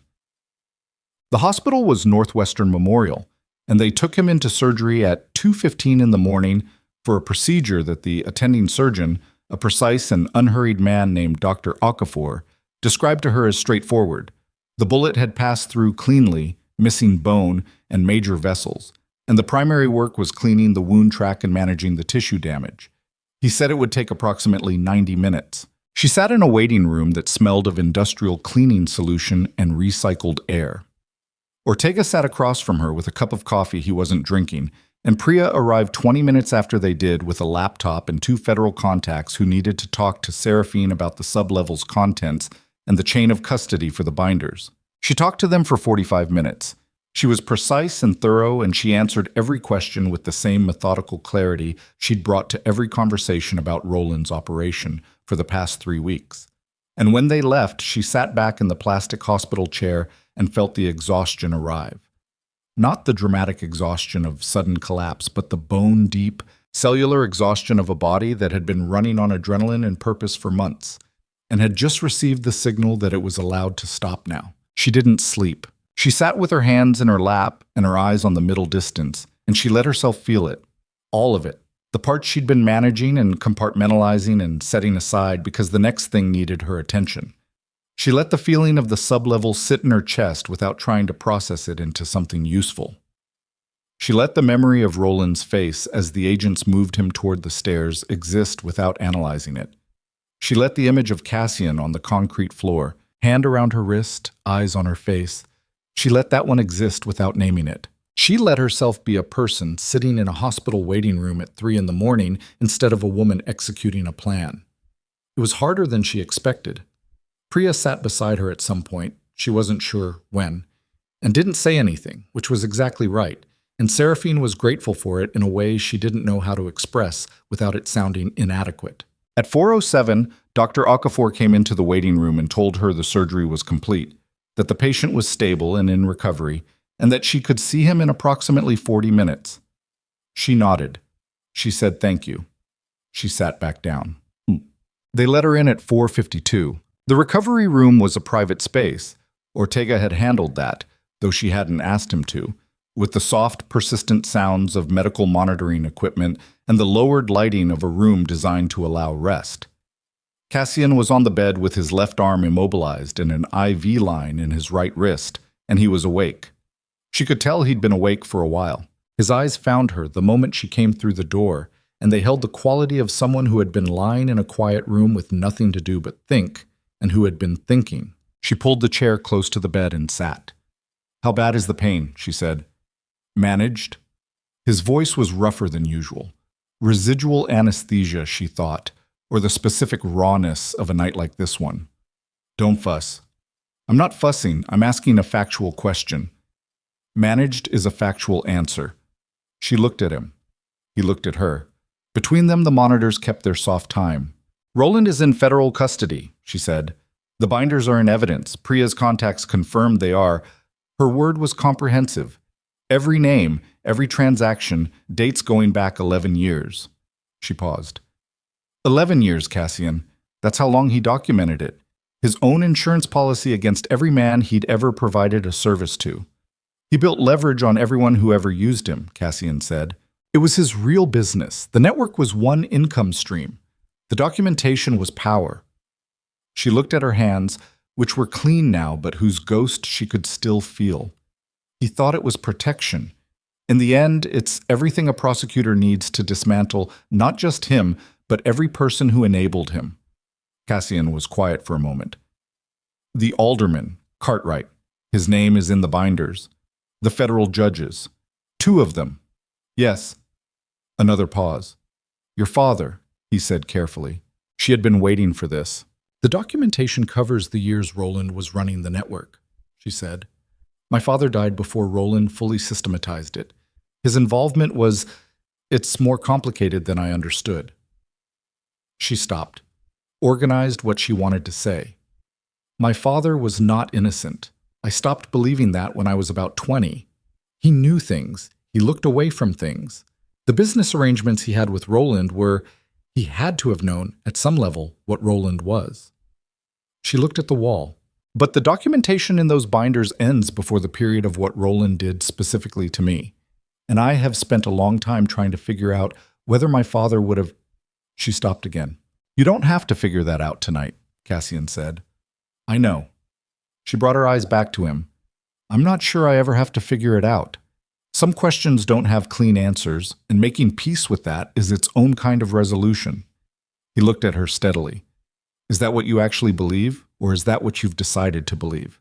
It was the kind of question she'd come to expect from him, the one that went straight past the presentable answer to the question behind it. She thought about it honestly. Both, she said finally. In my experience, those are often the same thing. Something in his face, not quite a smile, the quality of one, the particular softening that she'd learned to read as his version of it. Dante, she said. The softening went away. He's gone, Cassian said. He ran from the stairwell. We don't have him yet. You will. Yes. The word was quiet and flat, and she understood what it contained. Cassian. She held his gaze. Whatever you decide to do with Dante, that's not something I'm going to speak to. That's yours. She paused. But whatever you decide, decide it because it serves something, not just because of how much it hurts. He looked at her for a long time. 9 years, he said. I know. He was at... I know. She didn't say anything else.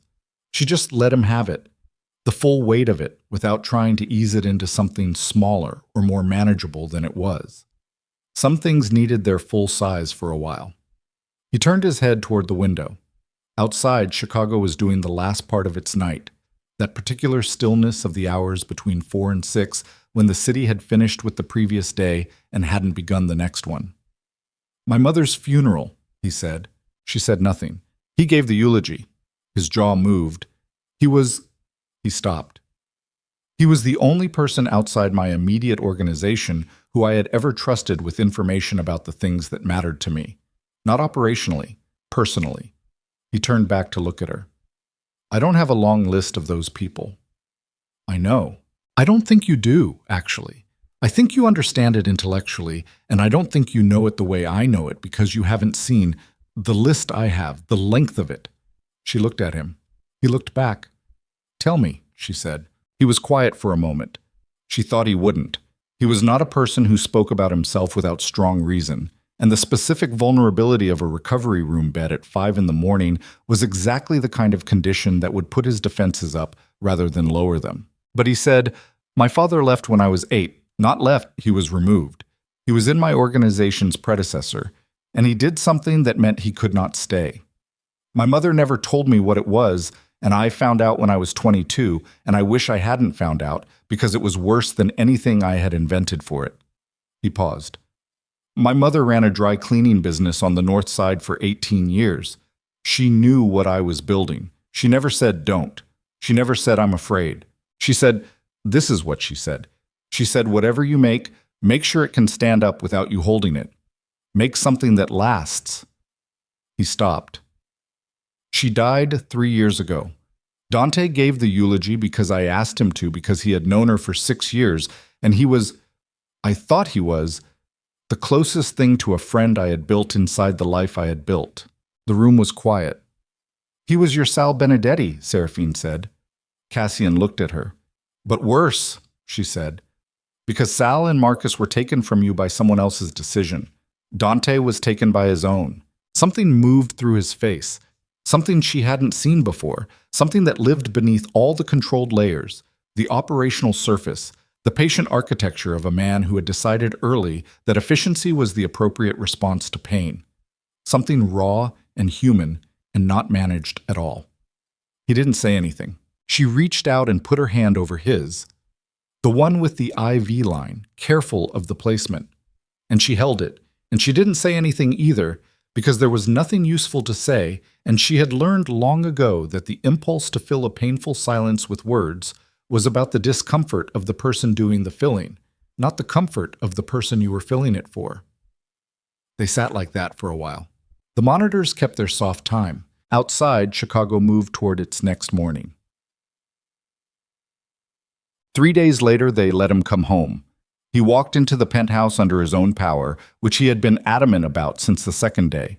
And she had not argued, and Ortega had not argued, and the two members of the medical team who had been brought in for the recovery period had watched him stand up from the hospital bed and set their faces into the expressions of professionals who had learned to make their peace with difficult patients. She was in the kitchen when he came through the door.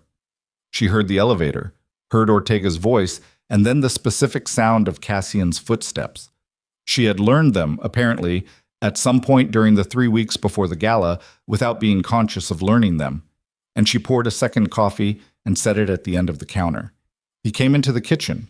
He saw the coffee. He sat down. She leaned against the counter across from him with her own cup, and they looked at each other in the morning light of the penthouse, the city below the windows in its ordinary weekday motion, and neither of them said anything for a moment. "How is it?" she said. "Fine." "The pain?" I said fine. "You said managed in the hospital, and we established that managed is a factual answer. Fine is not a factual answer. Fine is a deflection." He looked at her with the look that was now familiar, the look that meant she'd said something that had caught him slightly off guard by being more direct than he'd accounted for. She had come to understand that he found this quality in her simultaneously disruptive, and she thought, something he valued in a way he hadn't yet fully admitted to himself. "It's a 4 on a 10-point scale," he said. "In the morning, lower by afternoon." "Okay," she said, that's a factual answer." He drank his coffee. She drank hers. "Priya called this morning," she said. "The federal prosecutor handling the Roland case has requested an initial interview.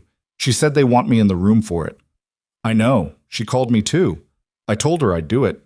"I know that too." She looked at him. "You knew before you walked in here." "I checked my messages." "And you weren't going to say anything." "I was going to say something." He set the coffee cup down. "I was going to ask you if you were prepared for what that interview involves, what they're going to ask about, the specifics of what you experienced in the Vale estate, what you witnessed, what was done." He held her gaze. "They're going to need you to go through all of it in precise detail for the record, and I know you know that, and I know you're capable of it. I was going to ask if you wanted to talk through it before you walked into that room." She looked at him for a moment. "Yes," she said. "I'd like that." He nodded once. "Not today," he said. "You just drove me home from the hospital. Today we—" He paused, and she watched him search for a word that was not native to his usual vocabulary. "Today we rest. Tomorrow we prepare." She looked at the city below the windows. The river was visible from this angle in winter, the water dark between its banks, the bridges carrying their traffic, the buildings on either side of it doing their ordinary business in the ordinary morning. "Okay," she said. They finished their coffee. The interview with the federal prosecutor took place 8 days after Roland's arrest, in a building downtown that smelled of carpet cleaner and document storage, in a conference room with a recorded session and 2 attorneys and a victim's advocate named Sandra, who sat quietly through the entire proceeding and whose presence Seraphine had found, to her own surprise, genuinely steadying. She went through it all. She went through it with the same systematic precision she had brought to every other part of this. And when the precision wasn't enough, when the prosecutor asked her to specify the events of a particular night in the Vale estate during her 19th year, and the precision broke down into something more jagged, something that had texture and temperature rather than just sequence, she breathed through it and continued, and Sandra's presence in her peripheral vision was steady and quiet, and she continued. Cassian was outside the room. He hadn't pushed to be present.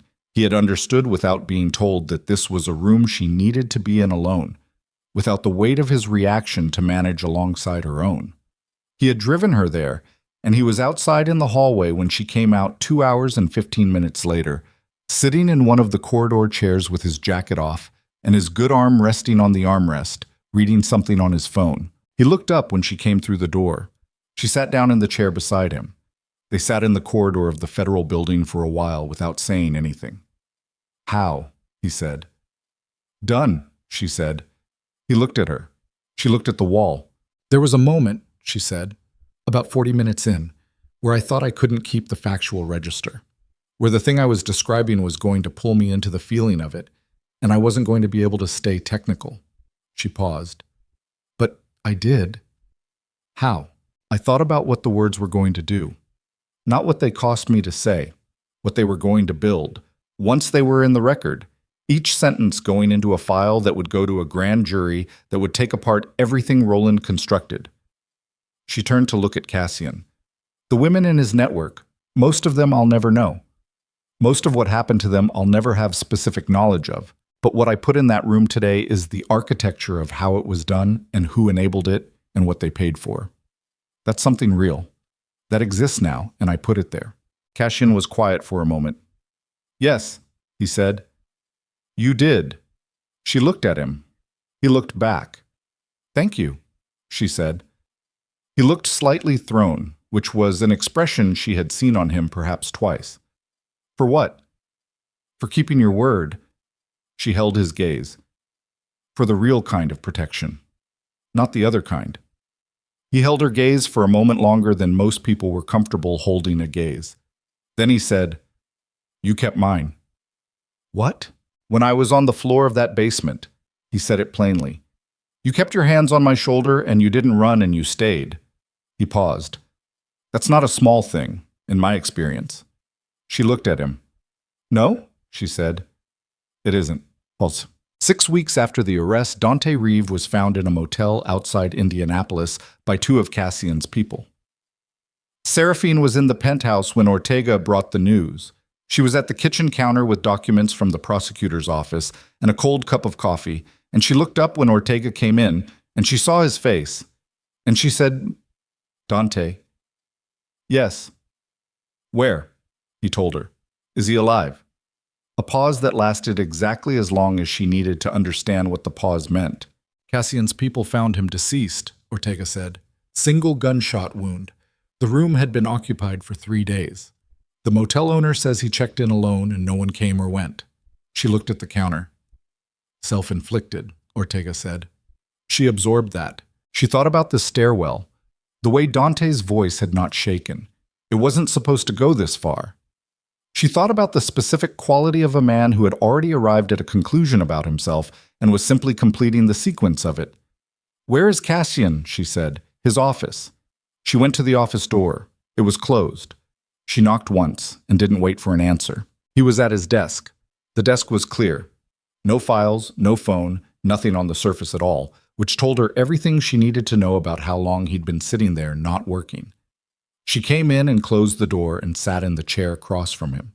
He looked at her. His face was doing the controlled thing, but beneath it, the same rawness she'd seen in the hospital recovery room, the same thing that lived under all the architecture of who he had built himself to be. I know, she said. He said nothing. It doesn't mean you wanted that, she said. What you wanted was an accounting. That's different. Is it? Yes. She held his gaze. You wanted him to face what he'd done. That's a legitimate thing to want. The fact that he couldn't, that's his failure, not yours. His jaw moved. He took 9 years of trust and used it as a weapon against everything I built. Yes. And now there's no... He stopped. No conclusion, she said. No moment where you get to see it resolved. Yes. She looked at him for a long moment. She thought about what she understood about the specific grief of a betrayal like this. Not the grief of loss exactly, though that was in it, but the particular exhaustion of having to revise your understanding of an entire period of your life through the lens of what you now knew, of having to go back through 9 years of memories and re-examine every significant moment with new information about who was actually in the room. Can I tell you something? She said. He looked at her. When I was 18, she said, there was a woman who worked in the Vale estate, a housekeeper. She'd been there since before I was born. Her name was Mrs. Caro, and I thought she was the closest thing I had to a safe person in that house. I confided in her. Once, when I was 18, I told her something specific about what Roland had done to me. She paused. 3 days later, Roland knew what I'd told her. Cassian's face went very still. I spent a year trying to understand it, she said, why she'd done it, whether she was afraid of him, whether she'd been paid, whether she'd genuinely not understood what she was enabling by telling him. I never got a clean answer, and at some point I had to accept that I wasn't going to get one, and that the absence of a clean answer didn't change what I needed to do next. She held his gaze. You're not going to get a clean answer about Dante either. Whatever his reasons were, fear, money, ideology, his own particular kind of cowardice, they're his now. He took them with him. Cassian looked at her. The rawness in his face was closer to the surface than she'd seen it. What did you do? He said. After Mrs. Caro. I stopped trusting the wrong people, she said, and I started building toward this. She paused. That's what you do too. You've already started. The organization, the changes you've been making to how it operates, the things you've been moving away from. That's the answer to Dante. Not a clean conclusion, just the next thing, built better. The office was quiet. Outside the windows, Chicago was doing its February thing. Gray sky, ice on the river, the city insisting on itself anyway with the particular stubbornness of a place that had been through worse and knew it. Cassian looked at his desk, then at the window, then back at her. Come here, he said. She looked at him. Come here, he said again. And it wasn't a command, it wasn't operational, it was the quietest thing she had ever heard him say, and it had absolutely no armor in it. She got up and came around the desk, and he reached up with his good arm, and his hand found her forearm, and he held on to it with the grip of a man who was not accustomed to reaching for things, and had reached anyway, and she stood beside him and put her free hand on the top of his head, the way you put your hand on someone's head when words aren't the right tool for the thing that's happening, and she let him hold her arm, and she stood there, and she didn't move. They stayed like that for a long time. In March, Roland Vane was indicted on 47 federal counts. The indictment was unsealed on a Tuesday morning, and by noon it was the only story in Chicago. The specific nature of the charges, the scope of the trafficking network, the names of the powerful men documented in the Blackthorn sub-level binders, the duration of the operation, hit the city with the quality of something that people had perhaps suspected at the edges and had not known how to look at directly until the documentation existed that forced them to look. Seraphine watched the news coverage from the penthouse with coffee in her hands, and a strange, calm feeling that she didn't immediately recognize and then understood was relief, the specific relief of a person who has been carrying a weight for a long time and has set it down somewhere it will actually be held, somewhere it won't be lost or buried or explained away. Cassian was beside her. He watched the coverage with his usual stillness. When the reporter on screen began reading the names from the indictment, the aldermen, the judges, the political figures who had been present at Vale estate functions and Roland Vane events for years, she felt the quality of his attention sharpen. Your father knew 2 of those men, he said. Yes. Well, yes. She kept her eyes on the screen. I've thought about whether I need to do something with that, whether there's a statement I should make or a clarification I owe someone. She paused. I don't think I do. What my father knew and looked away from is part of the record now, whether or not I address it directly. The documentation covers the period of his involvement. That's enough. Cassian was quiet. I'm not protecting him, she said. I want to be clear about that. I spent a long time being angry at him, for dying before I could ask him what he knew, for the things he must have known, for the possibility that some of what Roland was able to build was built on the foundation of my father's willingness to not ask the right questions. She set the coffee down. But I'm also not going to spend the rest of my life prosecuting a dead man in my own head. That's not justice. That's just a different kind of prison. Cassian turned to look at her. That's the most settled I've heard you sound about him, he said. I've had 8 weeks to think. What changed? She thought about it. I think I stopped waiting for him to be different than he was. In my memory, I mean. I kept revising him. Sometimes he was completely innocent and unknowing. Sometimes he was complicit in everything. And the truth is he was probably somewhere in the middle, and the middle is the hardest place to hold someone because it doesn't give you a clean feeling.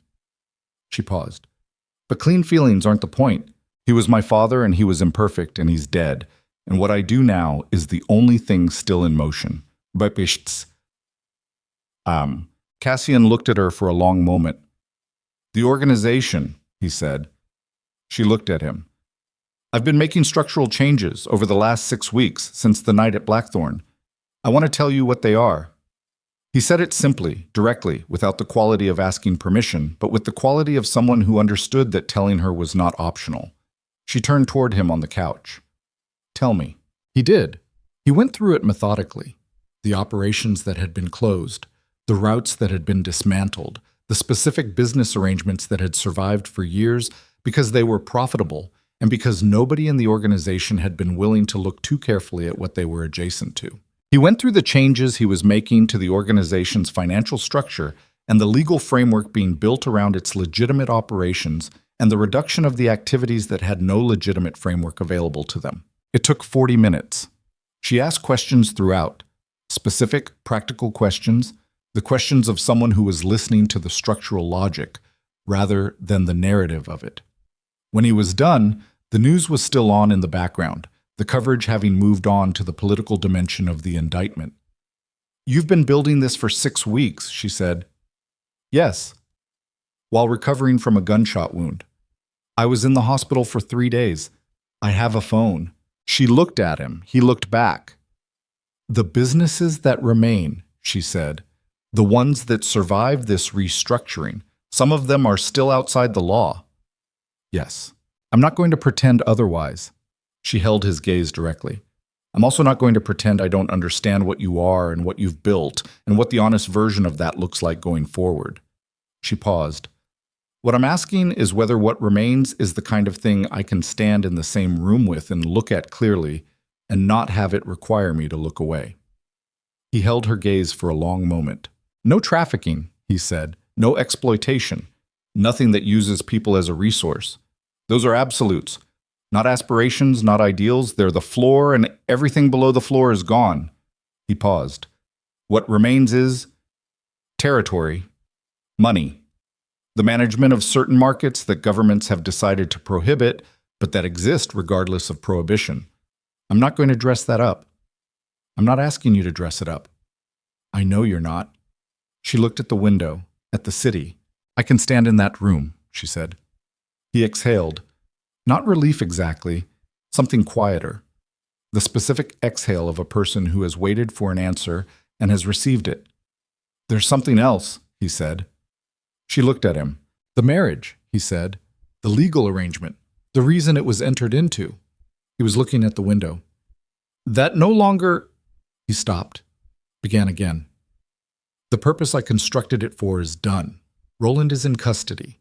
The Vale family access was used for what I needed it for. The legal arrangement that exists between us was built for a specific purpose, and that purpose is... Cassian, she said. He stopped. She waited until he turned to look at her. I know what you're doing, she said. You're trying to give me an exit. You're trying to make it clear that the transaction is complete and I'm not obligated. She held his gaze. I understand why you're doing it.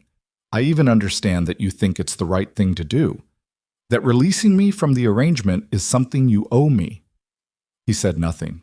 But I'm going to need you to stop, she said, because the way you're constructing this, as a transaction concluding, as an exit being offered, is not honest to what this actually is.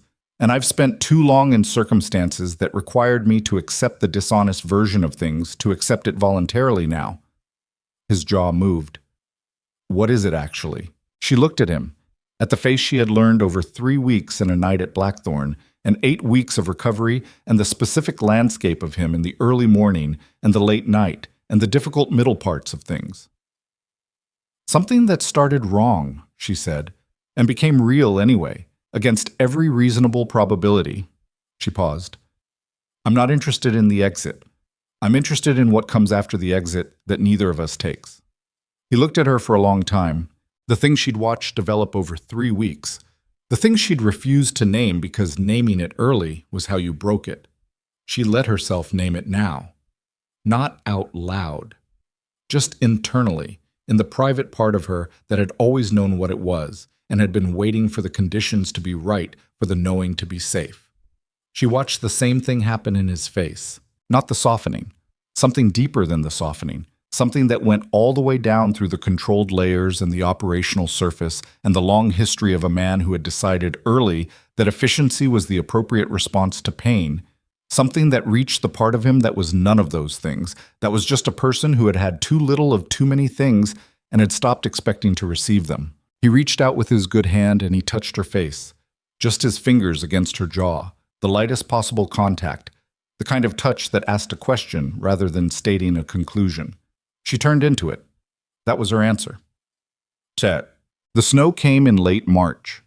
It was unusual, a last refusal from a winter that hadn't finished saying what it had to say. And it fell across the city in the kind of clean, heavy blanket that quieted everything, that made Chicago look, for a few hours, like a photograph of itself rather than the real thing. Seraphine stood on the penthouse balcony in the early morning with a cup of coffee and watched it come down. The city below was white and still. The river was a dark seam through the white. The bridges carried their thin traffic.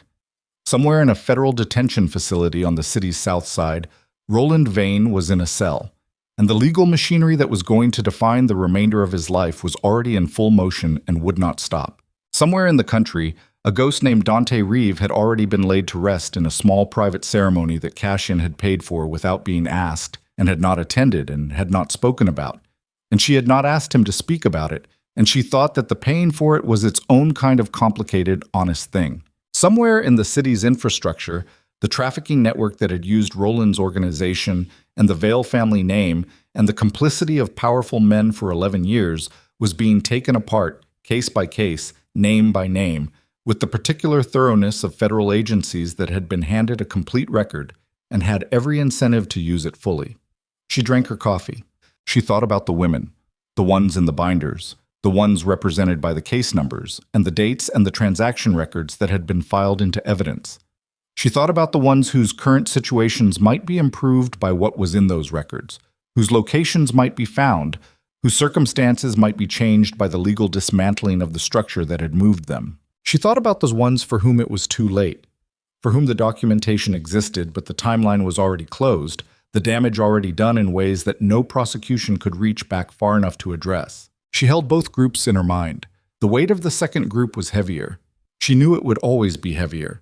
She had decided to hold it rather than look away from it because looking away was how the second group kept growing, and she had had enough of looking away.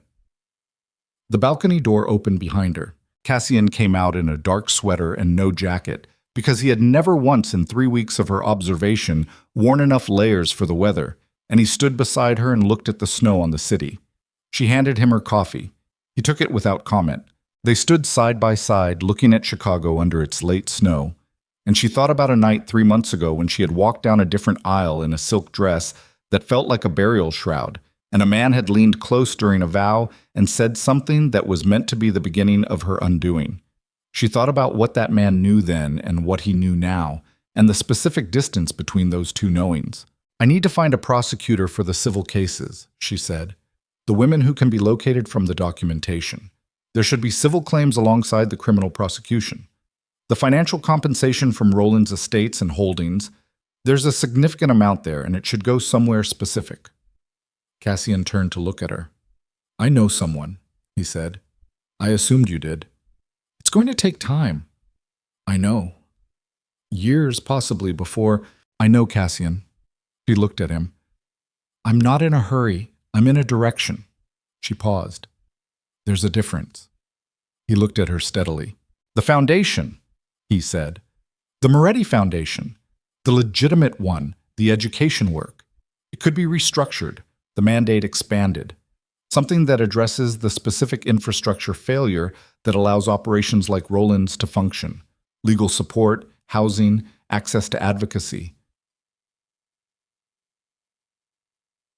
He said it the way he said things that mattered to him, not with enthusiasm, with precision, as if making sure the proposition was structurally sound before presenting it. There would be significant funding available from the reorganization of the organization's holdings. She looked at him. "You've been thinking about this," she said. "Since the hospital. 3 days after being shot." I told you I have a phone. She looked at him. He looked at her. Something in her chest expanded. Not warmth exactly, more like the specific feeling of a space that had been contracted for a long time, discovering it was allowed to open. Yes, she said. He nodded once, drank the coffee, looked back at the city. There's something I need to tell you, she said. Tell me. The night of the wedding, what you said during the vows. He went still. I know you told me in the hospital that you would have handled it differently. She kept her eyes on the city. And I believed you. I believe you still. She paused. But I also need you to know that I heard it and it landed, and the specific thing it did to me. She stopped, breathed. I had been told versions of that for years. That I was a consequence, that my existence was a liability, that my primary function in the world was to absorb the cost of other people's actions. She turned to look at him, and then you said it on top of everything else I was already carrying into that building. And I need you to know that it was one of the hardest moments I had in a night full of hard moments. He held her gaze. I know, he said. I'm not. She took a breath. I'm not saying this to make you feel guilty. I'm saying it because I don't want it to exist between us as the thing that isn't said. Because things that aren't said become the weight of a room eventually, and I have lived in rooms with too much unspoken weight. She held his gaze steadily. I need you to hear that it happened, and I need you to say you heard it. I heard it, he said. Okay. I said it, he said. I said it to a woman I didn't know, about sins that weren't hers, in the middle of an act I constructed entirely from my own anger about a man who was already dead. He said it directly, without flinching away from the specific contour of it. I heard what I said the moment I said it, and I have thought about it every day since. He paused. I cannot give it back, I know that. She looked at him. No, she said, but you can be the person who doesn't say it again to anyone. A long pause. Yes, he said, that I can do. She looked at the city. The snow was still falling, slower now, in larger flakes, the kind that came at the end of a storm when it had finished being urgent and was just completing itself. Below them, the river was dark and the bridges were white-dusted, and the buildings stood in their ordinary configurations doing their ordinary work. She thought about the 17-year-old in the Vale estate hallway, the one she'd seen in the dream, the one she'd wanted to call out to, warn, give something to that would make what was coming survivable. She thought about what she would say to her, if she could. Not much, actually. Not a speech. Just, you're going to make it through. You're going to be so angry and so tired and so alone for so long, and you're going to carry things that aren't yours to carry, and it is going to cost you things you don't have words for. But you're going to make it through, and you're going to do something real with the other side of it. That was it. That was all. She put her hand on Cassian's arm, not the injured shoulder, the other one, her palm against the dark fabric of his sweater, feeling the warmth of him underneath it. And she felt him turn toward her slightly, the weight of him shifting, the particular way he moved toward things he had decided to stop moving away from. It's cold, she said. I know. We should go inside. In a minute, he said. She looked at him. He was looking at the city, at the snow on the river and the white quiet of the early morning and the bridges carrying their thin traffic through the end of the storm. I married you to destroy your life, he said. He said it quietly, plainly, as a statement of fact, not self-flagellating, not performing remorse, just holding the fact of it in the air between them where it could be looked at clearly. She held his gaze. I know, she said. And instead, he stopped. Something moved through his face, past the controlled layers, all the way down to the part of him that had been waiting, she thought, for a long time to be allowed to be something other than what the years had made necessary. Instead, you became the only reason I still have a soul worth saving. She looked at him for a long moment. The snow came down. She reached up and put her scarred hand flat against his chest, directly over his heartbeat, and she felt it, steady, present, real. And she held it there, and he covered her hand with his, and neither of them said anything, because there was nothing left to say that the two of them standing in the snow at the top of the city didn't already say better. The city moved through its mourning below them. The storm finished itself. And for the first time since any of it had begun, neither of them felt haunted by the shape of what they'd survived. They just felt the cold and the warmth and the specific weight of a hand placed deliberately over a heartbeat. They just felt that. And it was enough. It was more than enough. It was everything.